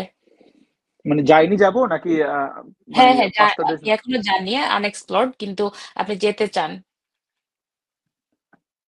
আনএক্সপ্লোরড এখন পর্যন্ত ওয়েল, মানে আপনার যেতে, ওরকম তো আপনার অনেক দেশই ফ্যামিলি আছে। লিস্টে আছে। বাকি সবগুলো দেশই বলবো যে এগুলোতে যাইনি যেতে চাই, বাট গিয়েছি আবার যেতে চাই। চায়না। চায়না আসলে চান? অনেক অনেক দেখার আছে আপু। চায়না তো আসলে আমি শুধু গুয়াংজু আর ওই কি বলে বেইজিং ঘুরে এসে বলবো চায়না দেখে ফেলছি, কিছুই দেখিনি। চায়না চায়না এক্স্যাক্টলি, অসম্ভব হ্যাঁ। বড়। বড়, অনেক হ্যাঁ। কিছু দেখার আছে। এবং চায়নার যে ওই যে প্রভিন্সটাতে মুসলমান সংখ্যা বেশি, যেটা কুনমিং এর সাইড, যেটা আর কি জিয়ামিন প্রভিন্স, যেটা ওই ওই এলাকাতে আমার খুব ভালো মতন সময় নিয়ে ঘোরার ইচ্ছা আছে। আহ যেসব দেশে এখন পর্যন্ত যাইনি ওইসব দেশে তো অবশ্যই যাওয়ার ইচ্ছা আছে সামনে। আপনি কি এমন কোনো কান্ট্রি গিয়েছেন যেখানে মানে আপনি কালচারালি শক আপনার হয়েছিল আর কি? ওই এক্সপেরিয়েন্সটা যদি আমাদের সাথে শেয়ার করতেন। কালচার বলতে কালচারাল গেলে শক। ভালো দিকটা যদি নিয়ে বলি, কালচারাল শক বলতে গেলে যদি ভালো নেব জাপান। আহ, অসম্ভব বিনয়ী এবং ভদ্র মানুষ। আমার কাছে মনে হচ্ছে দুনিয়ার এত ভদ্র মানুষ এখন পর্যন্ত এক্সিস্ট করে, এটা আসলে জাপান না আসলে বুঝতাম না। জাপানের প্রত্যেকটা মানুষজন, জাপানিজ যারা লোকাল পিপল, ফ্রম শপকিপার থেকে শুরু করে ট্যাক্সি ড্রাইভার, কেউ আপনাকে কখনো স্ক্যাম করার চেষ্টা করবে না, কেউ মিথ্যা বলবে না, কেউ আপনাকে আনহেল্পফুল অ্যাটিটিউড দেখাবে না। আহ, অনেক বিনয়ী মানুষজন, অসম্ভব বিনয়ী। ওরা শুভ সকালটা যখন আপনাকে দিবে, ওরা যে ওরা বাও করে আপনাকে গুড মর্নিং করার জন্য, মানে ওইটাতেই বোঝা যায় যে এদের কালচারটাই ডিফারেন্ট। এরা ফ্যামিলি খুব ভ্যালু করে, এরা হিউম্যান কে খুব ভ্যালু করে। এরা আপনি একটা যে মানুষ, আপনি কোন রেস, কোন কালচার, কোন দেশের, সেগুলো হচ্ছে বেশি হচ্ছে যে আপনি যে ওদের দেশে একটা গেস্ট, এটা করো অনেক বেশি ভ্যালু করে। এবং সর্বোপরি আহ, কোনো মানে ওদের কাছে, ওদের জাপানে গিয়ে আমি জাপানে প্রায় 10 দিনের মতো ছিলাম। আমার কাছে মনে হয়েছে যে মানে এরা দুনিয়ার থেকে আরো কম হলেও মনে হয় 50 ইয়ার্স ইন অ্যাডভান্স সবকিছু দিক দিয়ে। টেকনোলজি দিক দিয়ে যদি বলি, কালচারালি যদি বলি, অসম্ভব বিনয়ী মানুষজন ওখানে। আহ, অন্যরকম। ওদের ওদের দেশের মানুষগুলো অনেক ডিফারেন্ট। আহ, নতুন কোনো কান্ট্রিতে বা যখন নতুন কোনো সিটিতে আপনি যান, লোকালদের সাথে আপনি কিভাবে বন্ড ক্রিয়েট করেন? কয়েকটা উপায় আছে। আমি বিভিন্ন ধরনের যে অ্যাপস আছে যারা আপনার ওয়াকিং ট্যুর প্রোভাইড করে, নামটা অনেকগুলাই আছে। আমি আপনাকে যদি বলি, যেমন গেট ইউর গাইড আছে, ফ্রি ওয়াকিং ট্যুর আছে। আপনি যদি ওদের সাথে বিভিন্ন ধরনের ওয়াকিং ট্যুর করেন, তাহলে একটা ওয়ে আছে, আপনি লোকালদের সাথে খুব ইজিলি মিশতে পারবেন। এছাড়া তো আপনি যদি কোনো লোকাল রেস্টুরেন্টে খেতে যান, বা কোনো লোকাল হোটেলে যদি আপনার রিসেপশনে যে থাকে, তাদের সাথে কথা বলতে খুব বেশি কিছু বুঝতে পারবেন না। বাট যেটা ওয়াকিং ট্যুর নেন কারোর সাথে, সবচেয়ে বেস্ট ওয়ে আমার কাছে যেটা মনে হয়, যে কোনো ওয়াকিং ট্যুর নিলে কোনো গাইডের সাথে সবচেয়ে ভালো উপায় ওই দেশটা সম্পর্কে কিছু জানতে পারা আর কি। প্লাস যদি আপনি এয়ারবিএনবি বুক করেন, এয়ারবিএনবি বুক করার সময় দেখা যায় যে হোস্টের বাসায় আপনি আছেন, সেই হোস্টটা তো দেখা যাচ্ছে তার একটা রুম ভাড়া দিচ্ছে, সে ওই বাসাতে থাকে। এই সেই এক্সপিরিয়েন্স আমার নরওয়ে ট্রমসোতে গিয়ে হয়েছে, যে আমি আমার ওয়াইফকে নিয়ে যখন গেছি, ওই যে হোস্ট, যে নরওয়েজিয়ান মহিলাটা ছিল, এত চমৎকার ছিলেন তারা, যে তারা আমাদেরকে সবকিছু দিক দিয়ে হেল্প করছে। আমাদেরকে স্নো শোয়িং করার জন্য ওইটা দিয়ে দিচ্ছে।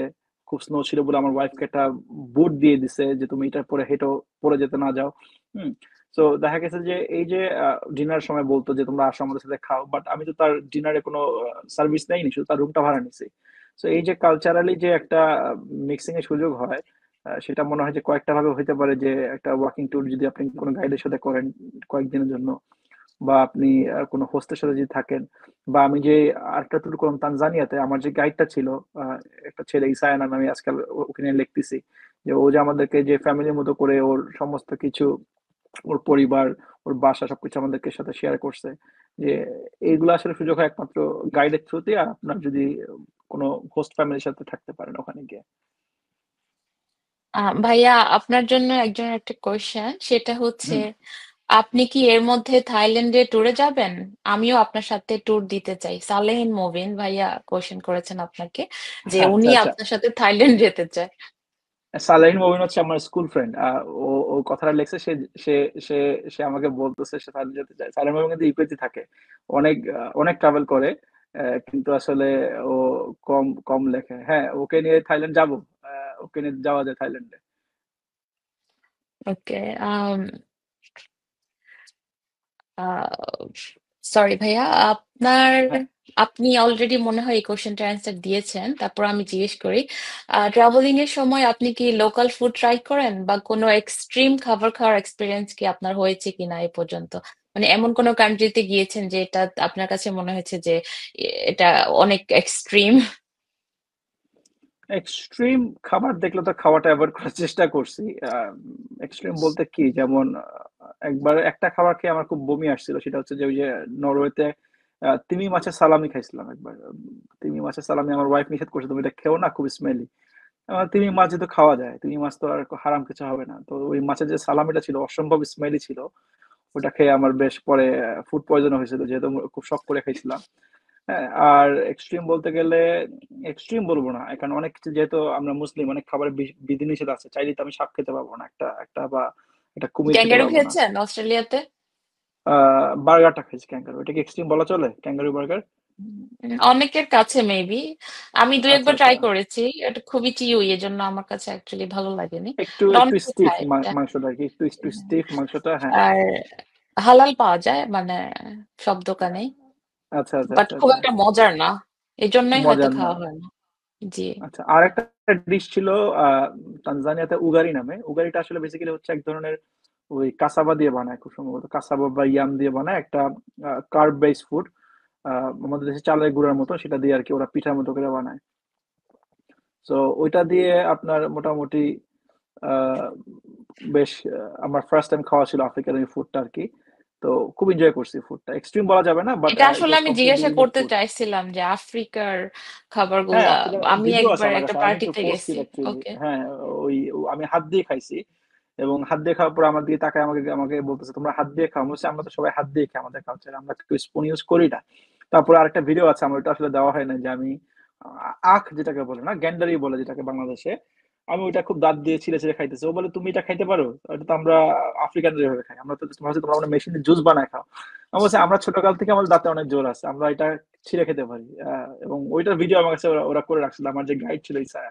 তো খুব অবাক হয়েছে যে আমি এভাবে আখ ছিঁড়ে খেতে পারি, আমি ডাব কাটতে পারি, ডাব কেটে ডাব কিভাবে খেতে হয় সেটা পারি। তাই বলছে, আমরা ছোটকালে বড় হয়েছি এভাবে দেখে, আমাদের অভিজ্ঞতা আছে। আমরা যারা বাংলাদেশ থেকে যারা শহরে বড় হলো, দেখা গেছে যে এক্সপিরিয়েন্স গুলো ছোটকাল থেকে ইনগ্রেইন্ড আছে। অ্যাটলিস্ট আমাদের জেনারেশনের কথা বলবো, যারা আর কি 90s এর জেনারেশন। আহ, একজন ভাইয়া একটা কোশ্চেন করেছে, এটা অ্যাকচুয়ালি আমারও কোশ্চেন ছিল। ভাইয়া আপনি সিঙ্গেল ঘুরতে বেশি পছন্দ করেন নাকি ফ্যামিলি নিয়ে ঘুরতে পছন্দ করেন? এটা জিজ্ঞেস করেছে সাইদ আব্দুর রায়ত গ্রুপ রবিন ভাইয়া। গ্রুপ কোশ্চেনটা, হ্যাঁ, কোশ্চেনটা আসলে গ্রুপ নিয়ে ঘুরতে বেশি পছন্দ করি। আমার যে ইউকেতে যে ইউকে একটা ফ্যামিলি আছে, যেটার মধ্যে আমার ভাই বোনরা আছে, আমার ফ্রেন্ডসরা আছে, আমার কিছু কাজিনরা আছে।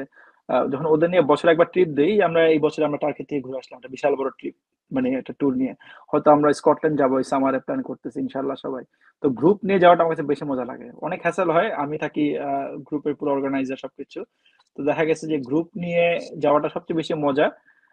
ফ্যামিলি নিয়ে ঘোরারও মজা আছে, কিন্তু এখানে অনেক মানে বাইন্ডিংস কাজ করে। যেমন আমার মেয়েদেরকে নিয়ে আমি যে লাস্ট একবার বুলগেরিয়া গেছিলাম, আহ, খুব একটা বেশি ঘুরতে পারি নাই।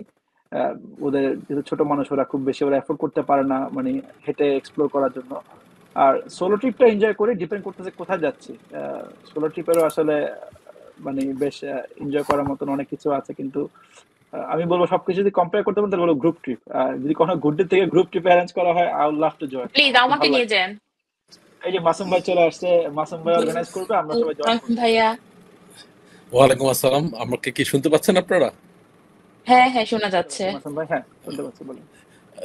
20 মিনিটসের আজকের আড্ডা তো এটা লাইক 1 hour and 15 মিনিটস হয়ে গিয়েছে, ঠিক এটা আছে? স্টপ 20 হবে মিনিট না মাসুম ভাই, ইট স্টপ ইট, কজ আসলে অনেক লম্বা হয়ে গেছে। ওকে, অ্যাকচুয়ালি জহির ভাই আপনাকে খুবই খুবই আন্তরিক ধন্যবাদ, আপনি আমাদের মাঝে এসেছেন। আর ইনফ্যাক্ট আপনি নিজে থেকে আমাদের আইডিয়া দিয়েছেন যে এর ধরনের একটা ইভেন্ট করার জন্য, তো এর জন্য আপনার প্রতি আমরা কৃতজ্ঞ। এবং গেস্ট হিসেবে, ফার্স্ট গেস্ট হিসেবেই আপনি আমাদের জন্য হচ্ছে গিয়ে গেস্ট হয়ে আসছেন, এর জন্য আমরা আমার উপর সম্মানিত দিয়ে বোধ করছি। ট্রায়াল এন্ড ইরোটা চালাই দিলেন নাকি, যে দেখি এই আর বান্দরটাকে অডিয়েন্সদের কেমন কাছে হয়। একটু সরি চেয়ে নিচ্ছি, কারণ আমরা হচ্ছে গিয়ে ইভেন্টটা লাইভটা শুরুর আগেই মানে যে গেস্ট এবং হোস্ট কেউই বুঝতে পারেনি যে অলরেডি লাইভে চলে আসছে, ঠিক আছে? সো নিজেদের মধ্যে কনভারসেশন করতেছিল, তখন অলরেডি কিন্তু লাইভ স্ট্রিম হচ্ছিল আর কি, ঠিক আছে? সো এর জন্য সবাইকে সরি, যে আমরা যেহেতু ফার্স্ট টাইম করতেছি, সো টেকনিক্যাল বিষয়ে কিছু আমাদেরও বুঝার ভুল ছিল, ক্ষমা সুন্দর দৃষ্টিতে দেখবেন সবাই। আর হোপফুলি খুব তাড়াতাড়ি আরো নতুন নতুন গেস্টদের আমরা নিয়ে আরো লাইভ করব। সো আপনারা কন্টিনিউ করেন ভাইয়া, মাঝখানে এসে আপনাদের একটু ইন্টারাপ্ট করলাম, সরি ফর দ্যাট। না না, ঠিক আছে। Thank you. হ্যাঁ হ্যাঁ, all good. Thank you Masum ভাই। আম, ভাইয়া, জহির ভাই, আপনার কাছে আমার যে কোশ্চেনটা এখন, সেটা হচ্ছে আপনি ট্রাভেলিং এর সময় ব্লগ কিংবা জার্নাল কিভাবে করেন, নাকি শুধু ফটোজ বা ভিডিওস এই মেমোরিজ গুলাই ধরে রাখেন? ব্লগ জার্নাল আসলে লেখা শুরু করছি খুব বেশি দিন না, আপনার লাস্ট কয়েক বছর হবে। তার আগে তো শুধু ছবি, আমার যতগুলো দেশে আমি গিয়েছি প্রত্যেক দেশের আমার ভিডিওস এন্ড ছবি আমার ডকুমেন্টেড আছে আর কি। তো ওগুলো যখন এখন দেখি তখন আসলে মনে হয় যে ওই মুহূর্তে আসলে কি করছিলাম, কি হয়েছিল। তো ওগুলো দেখে দেখে এখন আসলে চেষ্টা করি যে পুরোনো দিনের ট্রাভেল গুলো লিখে রাখার জন্য। আসলে আগের থেকে যে এভাবে একটা ডকুমেন্ট করা উচিত, বা মানে একটা থেকে ট্রাভেল করতে করতে যে এতগুলো দেশ হয়ে হয়ে গেছে, এটা আসলে মাথায় ছিল না। তখন আপনার এখন মনে হচ্ছে যে না, আসলে আগে যে ট্রাভেল গুলো করে আসছে ওগুলো নিয়ে আসলে লিখে রাখা উচিত, একটু ডকুমেন্ট করা উচিত। তো এখন আপাতত শুধু লিখেই রাখতেছি, শুধু ছবি আর ভিডিও করতেছি। কোনো প্রফেশনালি যে ট্রাভেল ব্লগার যেটাকে বাংলাদেশে বলে বা দুনিয়া জুড়ে যেটা আছে, সেটা এখন পর্যন্ত হয়ে ওঠে নাই। আমার মনে হয় যে আমি খুবই পচা করব এটা করলে, বা আমি জানি না আসলে যে এটা করে না, আমার আমার অবজেক্টটা মনে কি। হয় আপনি ভালো করবেন। আসলে সবচেয়ে আমি আমার লাইফে যেটাই করছি আপু, সবকিছু পিছনে আমি একটা অবজেক্টিভ খুঁজছি, যেটা আসলে করে আমার লাভটা কি। হ্যাঁ, আমি এটা কেন জি, করব। তো হ্যাঁ, এখন ওটা আমার হতে কাছে পারে। যখন এইটা এটা আসলে এখন পর্যন্ত আমি এরকম কোনো কংক্রিট সলিউশন পাই নাই, আমার মনেকে বুঝ দিতে পারি না, যেটা আমার কাছে মনে হয়েছে যে আমার কাছে এই ট্রাভেল ব্লগিংটা করলে আমার জন্য কোনো ফায়দা আছে। এখন অনেকে হয়তো বলতে পারে যে এটার তো একটা ফাইন্যান্সিয়াল রিওয়ার্ডও আছে। আসলে আমার ওটার প্রয়োজন নেই, আলহামদুলিল্লাহ। কিন্তু তার বাদে যদি ফেসবুক থেকে আমার ট্রাভেলিং এর পোস্ট দেখে বা আমার ট্রাভেলে দেখে কেউ উৎসাহ হয়ে যদি একটা দেশ ট্রাভেল করতে চায়, আমার জন্য সেটাই খুব মানে ভালো লাগবে আর কি। আমার জন্য সেটাই একটা অর্জন। এটাই আমার কাছে মনে হয়। ওকে, থ্যাংক ইউ ভাইয়া। আম, আপনি কি মনে করেন যে ট্রাভেল কি শুধু ঘোরাঘুরি, নাকি এটার ডিপার পার্সোনাল গ্রোথের একটা বিষয়ও আছে? ওই যে এটা ডিপেন্ড করতেছে যে আপনি কেন ঘুরতেছেন। এটা আসলে for me it's a personal growth. আমি আসলে ট্রাভেল করে যত কিছু শিখছি, আমার মনে হয় আমি ব্যাচেলার্স ডিগ্রি বলেন বা এই দেশের ইউকে থেকে, তো আমার সবগুলো ডিগ্রি আমার ইউকে থেকে, এত কিছু আমার ইউনিভার্সিটি আমাকে শিখাইতে পারে নাই। আমি যত কিছু আমার রিয়েল লাইফ প্র্যাকটিক্যালি ট্রাভেল করে মানুষের সাথে মিশে কালচারালি ডিফারেন্স দেখে, বা বিভিন্ন দেশে গিয়ে ঠেকায় পড়ে, বা অনেক সময় একা একা ঘুরতে গিয়ে এক্সপিরিয়েন্স গুলো মানে গ্যাদার করে, যে যত কিছু শিখছি এটা আমাকে কোনো স্কুল বা ইউনিভার্সিটি টাকা দিয়ে শেখাইতে পারতো না। এটা একটা ভেরি পার্সোনাল ডেভেলপমেন্ট আমি বলবো, যে আমার জন্য হয়েছে যে আমি আমার লাইফের যে পারসেপশনটা আছে এটা চেঞ্জ করে ফেলছি। আমি এখন সময় নিজেকে অনেক বেশি দেই।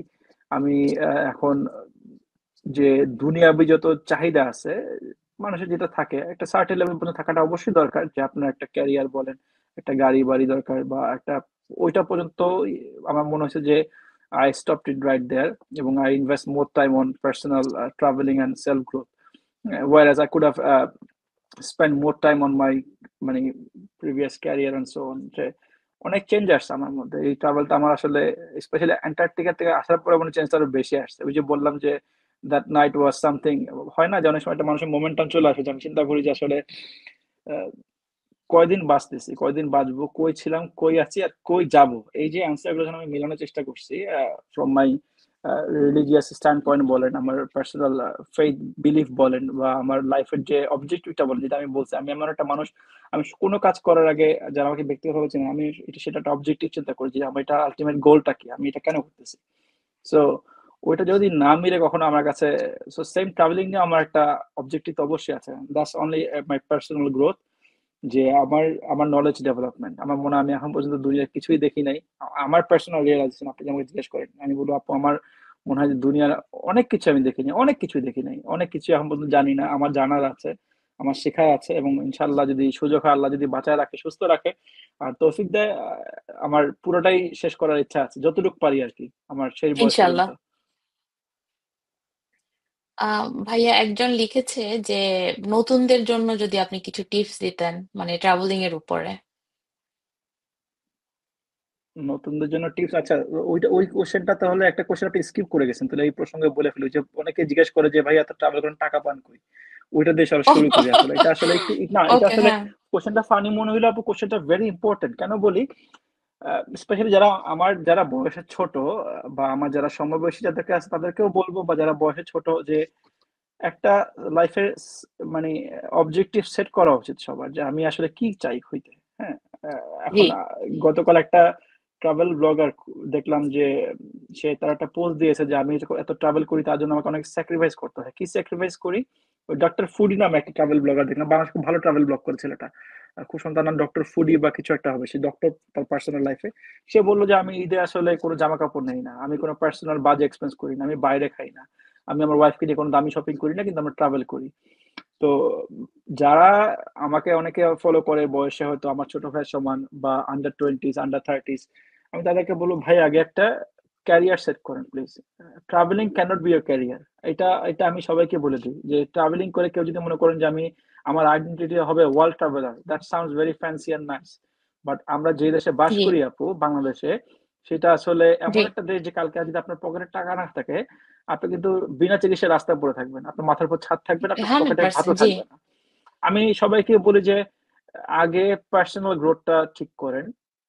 ওইটা যখন আপনার ঠিক থাকবে, যদি আপনি মনে করেন যে আপনার লাইফে আপনার বেসিক যে নিডস গুলো আছে, আপনি অতটুকু পর্যন্ত আপনার রিকোয়ারমেন্ট ফুলফিল হওয়ার পর আপনি স্যাটিসফাইড, তারপরে যে উদ্বৃত্ত যে অংশটা থাকবে, যেটা আপনার জন্য মনে হচ্ছে যে না, এই টাকাটা আমার বেঁচে গেছে আমার এই খরচ করার পর, সেটা আপনি ট্রাভেলিং এর পিছনে ব্যয় করেন। কিন্তু তার আগে আমি সবাইকে বলবো, যে অনেকে আমাকে বলে ভাই আমি শুধু দুনিয়াটা ঘুরতে চাই। তা আমি বলি আপনি কি করেন? বলে আমি কিছুই করি না, আমি স্টুডেন্ট। আমি বলি, তাহলে পড়াশোনাটা আপাতত ভালো করে করেন, ওইটাকে শেষ করেন, তারপরে ক্যারিয়ারে আসবেন, তারপরে চিন্তা করবেন যে ঠিক আছে এখন তো আমার বলতে পারেন যে ভাই এত এত কিছু করার পর তো ভিসা পাইতে অনেক ঝামেলা হয়, তাহলে আমি বলবো তাহলে আপনি যদি সেটাই মনে করেন যে আপনার ভিসা পাইতে দেশে এত ঝামেলা হচ্ছে, সিনসিয়ার ইয়াং, আপনি একটা অন্য কোনো দেশে যাওয়ার জন্য রিলোকেটের চিন্তা করেন। আমি এরকম অনেকের সাথে রিসেন্টলি পরিচয় হয়েছে আপনার ফেসবুকের থ্রুতে, বাংলাদেশি যারা ইউরোপের বিভিন্ন দেশে থাকে, তারা সবাই আমাকে ইনবক্সে একটা কথাই বলছে, ভাই আমি দেশ ছাড়ছি শুধু আমি ট্রাভেল করতে চাই দেখে। আমি এখন জার্মানিতে ইউনিভার্সিটিতে পড়ি, আমি সুইডেনে ইউনিভার্সিটিতে পড়ি, আমি হাঙ্গেরিতে থাকি, আমি ইউনিভার্সিটিতে পড়ি। হ্যাঁ, তারা বিভিন্ন জায়গায় পড়তেছে দেশে পড়ে। ইভেন আমার কাজিনরাও, তারা অনেক ট্রাভেল করতে পছন্দ করে। আমার যারা ফার্স্ট টায়ার কাজিন, আমার চাচার ঘরে যারা ছেলেরা আছে, একজন পার্থে থাকে, একজন আপনার কানাডাতে উইনিপেগে থাকে, ইউএসএ তে আছে। তো তারা আমার মতো অনেকটা যে ট্রাভেল করতে পছন্দ করে, তারা বলছে যে আমরা দেশটা ছাড়তেছি যে শুধু যাতে আমাদের এই ট্রাভেলিং এর যে করিডোরটা আছে, সেটা যাতে আমাদের জন্য একটু ইজি হয়। তো এরকম অনেককে আমি চিনি যে এই লাইফের যে গোলটা আছে, এটাকে সেট করতে হবে। এটা যদি আপনি সেট করতে পারেন, নিজের ক্যারিয়ার একটা সেট করতে পারেন, ট্রাভেলিং এমনি এমনি হবে, দেখবেন আপনি এমনি অনেক সুযোগ পাচ্ছেন বিভিন্ন দেশে ঘোরার জন্য, অনেক অনেক অপরচুনিটি আসবে, অনেক কিছু হবে। কিন্তু তার আগে আমি সবাইকেই বলবো, যারা আমার চেয়ে বয়সে ছোট আছেন, যারা বড় আছেন তারা তো অলরেডি আমার চেয়ে অনেক ভালো আছেন আশা করি, বা যারা ভালো করতেছেন তারা তো ভালো, মানে যারা ট্রাভেলিংটাকে নিতে চান, যে ট্রাভেলিং হচ্ছে আপনার লাইফের একটা passion, but it cannot be a profession, it cannot be your anything. প্যাশনটা যদি আপনার প্রফেশনে নিয়ে যেতে চান, ভালো কথা, নিতে পারেন। আপনার it can B A tour guide, it can be something যেটা আপনাকে ট্রাভেলিং হেল্প করবে, বাট বাংলাদেশ থেকে সেটা অত্যন্ত কঠিন। আর ফরেন একটা পাসপোর্ট হোল্ড করে আপু, যেটা সত্যি কথা, যে আমি খুব আরামেই বলতে পারি যে আমি ট্রাভেলার হইতে চাই। হ্যাঁ, কাজ আমি জানি আজকে আপনি একটা ফার্স্ট ওয়ার্ল্ড কান্ট্রিতে আছেন, আপনি অসুস্থ হলে আপনি বিনা চিকিৎসা মারা যাবেন না, আপনাকে একটা সোশ্যাল হাউজিং দিবে, আপনি যদি কিছু ইনকাম না থাকে আপনাকে একটা গভর্নমেন্ট সাপোর্ট দেবে। বাংলাদেশে তো সেটা না। তো বাংলাদেশ থেকে যখন না। সবাই আমাকে বলে যে ভাইয়া আমি সেটা হইতে চাই, আমি বলি যে ভাই আগে প্লিজ যেটা করতেছেন সেটা ভালো মতো করেন, পড়াশোনাটা করলে সেটা ভালো মতো করেন, ব্যবসা করলে সেটা ভালো মতো করেন, যাই করেন মানে আপনার 100% দিয়ে করেন, যাতে আপনার একটা বেসিক যে নিজ আছে। এখন আপনি যদি বলতে পারেন যে ভাই আমি মাসে 1 লাখ টাকা কামাই, ফর এক্সাম্পল বাংলাদেশ থেকে, বা আমি মাসে 50,000 টাকা কামাই, আপনার যে বেসিক নিডস গুলা যেগুলো আছে সেইটা আপনি যদি ফুলফিল করতে পারেন, আপনার অন্ন, বস্ত্র, বাসস্থান, চিকিৎসা, শিক্ষা, এই 5টা জিনিস যেটা আমরা বলি যে 5 বেসিক নিডস, এটার পরে যদি আপনি বলেন যে না আমি আমার তখন একটা iPhone 16 Pro দরকার নাই, আমি এই টাকাটা সেভ করে আমি থাইল্যান্ড ঘুরে আসবো, জি। এক্সাম্পল দিয়ে বলতেছি আপু। বা আপনি বলতে পারেন যে হ্যাঁ, আমার তো একটা দামি জামা দরকার নাই, একটা দামি শাড়ির দরকার নাই, হ্যাঁ। বা আমার একটা দামি কসমেটিক্স এর দরকার নাই। আমি এরকম অনেককে চিনি যে তারা এরকম টাকা সেভ করে আপনার ট্রাভেলিং পিছনে ব্যয় করে। সেটা আমার পার্সোনাল লাইফে আমি করি যে আমি কোনো আমার মনে পড়ে না আমি লাস্ট কবে ঈদে নিজের জন্য কোনো কিছু কিনছি। Because আমার কাছে মনে হয় আমি সবচেয়ে খুশি হই যখন নাকি কোনো একটা ট্রাভেলের বুকিং দেই। দ্য হ্যাপিয়েস্ট মোমেন্ট আমার কাছে সবাই জানে যে আমি যখন একটা ফ্লাইটের বুকিং দেই। এটা আমার কাছে মনে হয় যে ও আই ডিড সামথিং, আমরা একটা জায়গায় যাচ্ছি। আমার কাছে মানে without purchasing any tour or travelling related কিছু আমার কাছে সবকিছু মনে হয় যে আমার মানে আমার লাইফের অতটুকু পর্যন্ত থাকুক। এখন ভালোর যেমন শেষ নাই, আপনার যেটা আমি বলতে চাইতেছি যে মানে মাই নাটশেল যে ভালোর যেমন শেষ নাই, ল্যাভিশ লাইফ লিড করার কোনো শেষ নাই। এটা হচ্ছে আপনাকে থামতে জানতে হবে। আপনি কই থামবেন? ওই থামার পরে জি। কিন্তু আপনি দেখবেন যে আপনার লাইফের বাকি যে সারাউন্ডিংসটা আছে ওইটা আপনি গুছাইতে পারবেন। যে আমি এখানে থেমে গেছি আমার চাহিদা, আমার বাকি সময়টা আমি ট্রাভেলিং এ ব্যয় করবো। কারণ ট্রাভেলিং কিন্তু একটা ব্যয়বহুল শখ আপু। এটা এমন না যে আমি চাইলাম আমি বিনা পয়সায় ঘুরতে পারলাম। বিনা পয়সায় আসলে ঘোরা যায়, ওই নিজের পা দিয়ে হেঁটে হেঁটে ঘুরতে হবে। এটা আসলে কতটুকু আপনি যেতে পারবেন? আপনি যদি দুনিয়াকে দেখতে চান আপনাকে অবশ্যই আপনাকে পয়সা খরচ করতে হবে। আপনাকে সেটার জন্য একটা মানসিক প্রস্তুতি থাকতে হবে। এবং এটার জন্য ওই যে 2টা উপায় আছে বললাম, হয়তো দেশে যদি থাকেন আপনারা যাই করেন ভালো মতো করবেন, আর দেশে বাড়িতে চলে আসতে চান হয়তো ভিসার অনেক কিছু আপনার জন্য ইজি হবে, বা তাই বলে যাবেন ট্রাভেলার হয়ে যাবেন সেটাও আবার না। বিকজ আপনি দেখবেন যারা আপনাদের প্রবাসী আমাদের মতন এরকম অনেকেই থাকে, তারা কি সবাই ট্রাভেলার? তারা কি সবাই এরকম ঘুরতেছে? তো টাকা কি তাদের নাই? অবশ্যই তাদের টাকা আছে, কিন্তু তারা চাইলেই আপনার ট্রাভেলার হইতে পারবে না, কারণ হচ্ছে যে তাদের সেই প্যাশনটা নাই। অনেক সময় দেখা গেছে যে বাংলাদেশ থেকে যারা বাংলাদেশি পাসপোর্টে ট্রাভেল করে তারা হয়তো অনেক সময় আহ, একটু অন্যভাবে দেখে, যারা ফরেন পাসপোর্টে বাংলাদেশি ট্রাভেলার আছে, যে মনে করে যে আজকে যদি আমার ওইটা থাকতো অনেক অনেক আমি এতগুলো দেশ আমি ইজিলি ঘুরে ফেলতে পারতাম। ব্যাপারটা আসলে তা না। যদি তাই হইতো তাহলে তো আহ, প্রচুর আমি বাংলাদেশিকে চিনি যুক্তরাজ্যে বাস করে যারা নাকি অনেক সম্পদের মালিক, অনেক পয়সা আছে, তাদের লাইফের পারসেপশন দিয়েছে, তাদের টাকা আছে, তারা একটা দামি গাড়ি কিনবে, তারা একটা দামি ঘড়ি কিনবে, তারা আরেকটা বাসা কিনবে, তারা একটা খুব এক্সপেন্সিভ এমন অনেক, হলিডে করবে অনেক যেটা এরকম অনেক যেটা মানুষ যেটা আছে। আপনার হ্যাঁ। এক্স্যাক্টলি যেটা আপনার করে মনে করেন যে একটা হলিডে করার পর আপনার কোনো কিছু করতে পারবেন না, বা অযথা ব্যয় করবে। আমার আমার পার্সোনাল লাইফে ওয়েস্ট আপনি মনে করে অনেক মানুষ, আমি দেখেছি যে ট্রাভেলিংটাকে, আমাকেই এরকম কথা শুনতে হয় যে আহ, তোমরা মানে ধরেন আমি আর আমার হাজবেন্ড যেটা করি যে আমরা সৌদি আরবে যাওয়াটা খুব লাইক করি, তো আমাকে জিজ্ঞেস করে যে তোমরা না গত বছর গেলা আবার যাচ্ছ, মানে এটা ওয়েস্ট না? আমি বলছি যে মানে ওয়েস্টটা এখন তাদের জন্য ওয়েস্ট, আমার জন্য তো এটা ওয়েস্ট না। আমার কাছে মনে হয় যে ওখানে গেলে আমি একটা মেন্টাল পিচ পাবো, বা মানে আমার যে মানসিক শান্তি ওটা আমি পাবো। তো আমার জন্য যেটা শান্তি আরেকজনের জন্য সেটা ওয়েস্ট আর কি। So, টাকা থাকলেই যে সবাই সবকিছু করবে ওরকম আসলেই না। বা অনেকে ট্রাভেলিংটা আসলে অস্ট্রেলিয়ান পাসপোর্ট নিয়ে বসে আছে, বাংলাদেশ আর অস্ট্রেলিয়ার বাইরে তারা আসলে কখনো যায় না, এরকম অনেক মানুষের এক্সাম্পল আমি দিতে পারবো।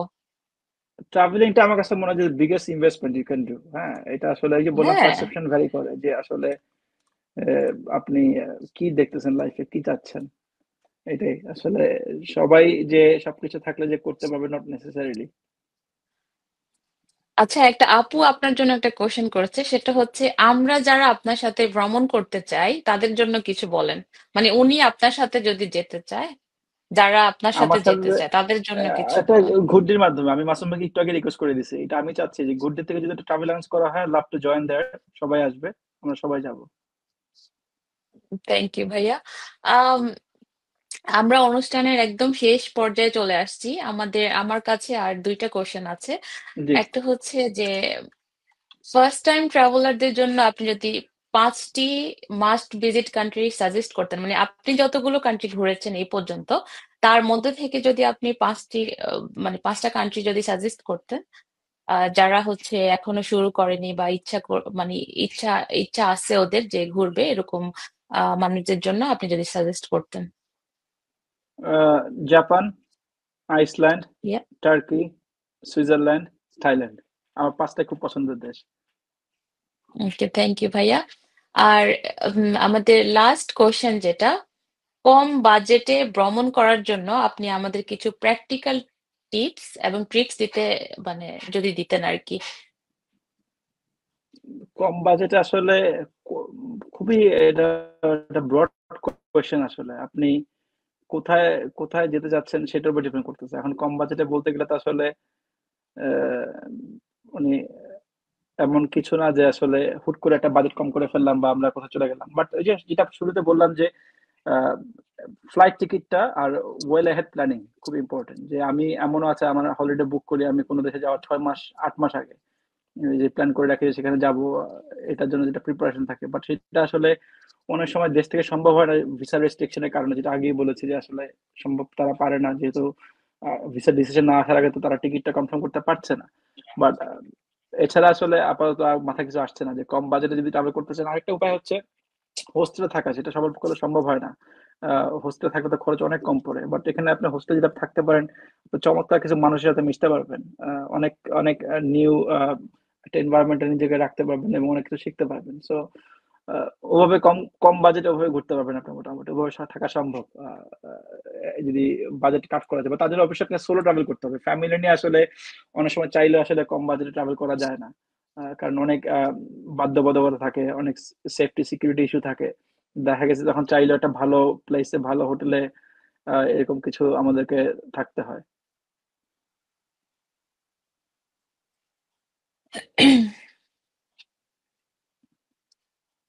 থ্যাংক ইউ ভাইয়া, আমাদের সঙ্গে এত সুন্দরভাবে সময় কাটানোর জন্য আপনাকে অসংখ্য অসংখ্য ধন্যবাদ। আম, আপনার আসলে এই স্টোরি গুলা বা এক্সপিরিয়েন্স গুলা অনেক ইন্সপায়ারিং ছিল আমাদের জন্য। আমাদের দর্শকদের জন্য বলবো, যদি আপনারা এরকম আরো ট্রাভেলারটা দেখতে চান তাহলে আমাদের সাথে আমাদেরকে ফলো করুন এবং লাইক এবং শেয়ার করুন আমাদের পেজ। আহ জহির ভাই যদি আর কিছু অ্যাড করতে চান, আপনার মানে আর কিছু যদি বলার থাকে আমাদের দর্শকদের জন্য তাহলে বলতে পারেন। Until next time. না, থ্যাংক ইউ সো মাচ আমাকে ইনভাইট করার জন্য। আসলে আমি চাই বাংলাদেশের প্রত্যেকটা মানুষ, স্পেশালি যারা ইয়াং জেনারেশন আছে, তারা আসলে দুনিয়াটা বেশি এক্সপ্লোর করবে। একটা সময় আমাদের দেশে কিন্তু এই ট্রাভেলিংটা ছিল এক ধরনের মনে একটা কনসেপশন ছিল এরকম যে ট্রাভেলিংটা আসলে জাস্ট একটা ওয়েস্ট অফ মানি, বা আমরা কোথাও ঘুরতে গেলাম, মানে ঘুরতে গিয়ে আসলে মানে কি দেখবো বা কোথায় যাব, এতটা ট্রাভেলিং নিয়ে আসলে বাংলাদেশে এতটা হাইপ আগে ছিল না। যদি নাকশেলে বলি, এখন যেটা হয়েছে যে মানুষের মধ্যে অ্যাওয়ারনেস বাড়ছে, দুনিয়াতে অনেক কিছু দেখার আছে। বাংলাদেশেও ইন্টারনালি যদি কেউ ট্রাভেল করে, অনেক সুন্দর সুন্দর জায়গা আছে দেখার মতন। এবং শিক্ষাটা যে আমরা আসলে কি শিখতেছি বিভিন্ন কালচার ট্রাভেল করে, বিভিন্ন দেশে ট্রাভেল করে। আর আরেকটা যেটা আমার কাছে সবার কাছে এটা আসলে রিকোয়েস্ট বলা চলে, এইভাবে বললে যে আমি যে দেশে যাই না কেন আমার মাথায় সবসময় থাকে যে I do represent my country. যে আমি আমার ম্যানার্স বলেন, আমার কথাটা বলেন, আমার চলাফেরা বলেন, অন্যদের সাথে আমার ইন্টারাকশনটা বলেন। সো আমি সব জায়গায় যখন যাই আমাকে যখন সবাই জিজ্ঞাসা করে ফ্রম অ্যান্টার্কটিকা টু আমেরিকা, আমি বলি আমি বাংলাদেশি। রিগার্ডলেস আমি যে ট্রাভেল পাসপোর্ট দিয়ে আমি ট্রাভেল করি না কেন, আমি বাংলাদেশে, আমি সেটাই বলি। তো ওরা আমাকে দেখে কিন্তু আমার দেশের মানুষকে মেজার করে যে আমি কিরকম, আমি কোত্থেকে আসছি, আমার দেশের মানুষজন কিরকম হতে পারে। এবং আমাকে দেখে কিন্তু আলহামদুলিল্লাহ যে এত ভালো একটা ধারণা হয়েছে, হয়তো জানি না অ্যান্টার্কটিকা যারা আমার সাথে গেছিল তারা হয়তো আমার সাথে জুনে দেশে আসবে, যাদের সাথে নামিবিয়া যাচ্ছে আগামী সপ্তাহে। ওয়াও। সেকেন্ড, আমি কি অলমোস্ট ডান? হ্যালো, ভাইয়া হ্যাঁ, আমি শেষ যে কথাটা বলবো যে we are very proud of you. আমি আপনার মানে কথা শুনতে পাচ্ছি না। হ্যালো ভাইয়া, শুনতে পাচ্ছেন? না, আমি শুনতে পাচ্ছি না। আমরা কি লাইভটা শেষ করব? হ্যাঁ, আমরা শেষ করব। আচ্ছা, ঠিক আছে, আমি তাহলে জানি না। ভালো থাকবেন। ইনশাল্লাহ পরের জি, লাইভের জন্য কথা হবে। সবাইকে থ্যাংক ইউ ধন্যবাদ সো মাচ আমাদের লাইভে ভাইয়া আমাদেরকে থাকার জন্য। সময় দেওয়ার থ্যাংক ইউ জন্য। এত লম্বা সময় আমাদের শোনার জন্য। ভালো থাকবেন, হ্যাঁ। আল্লাহ হাফিজ। থ্যাংক ইউ, আল্লাহ হাফেজ। Thank you.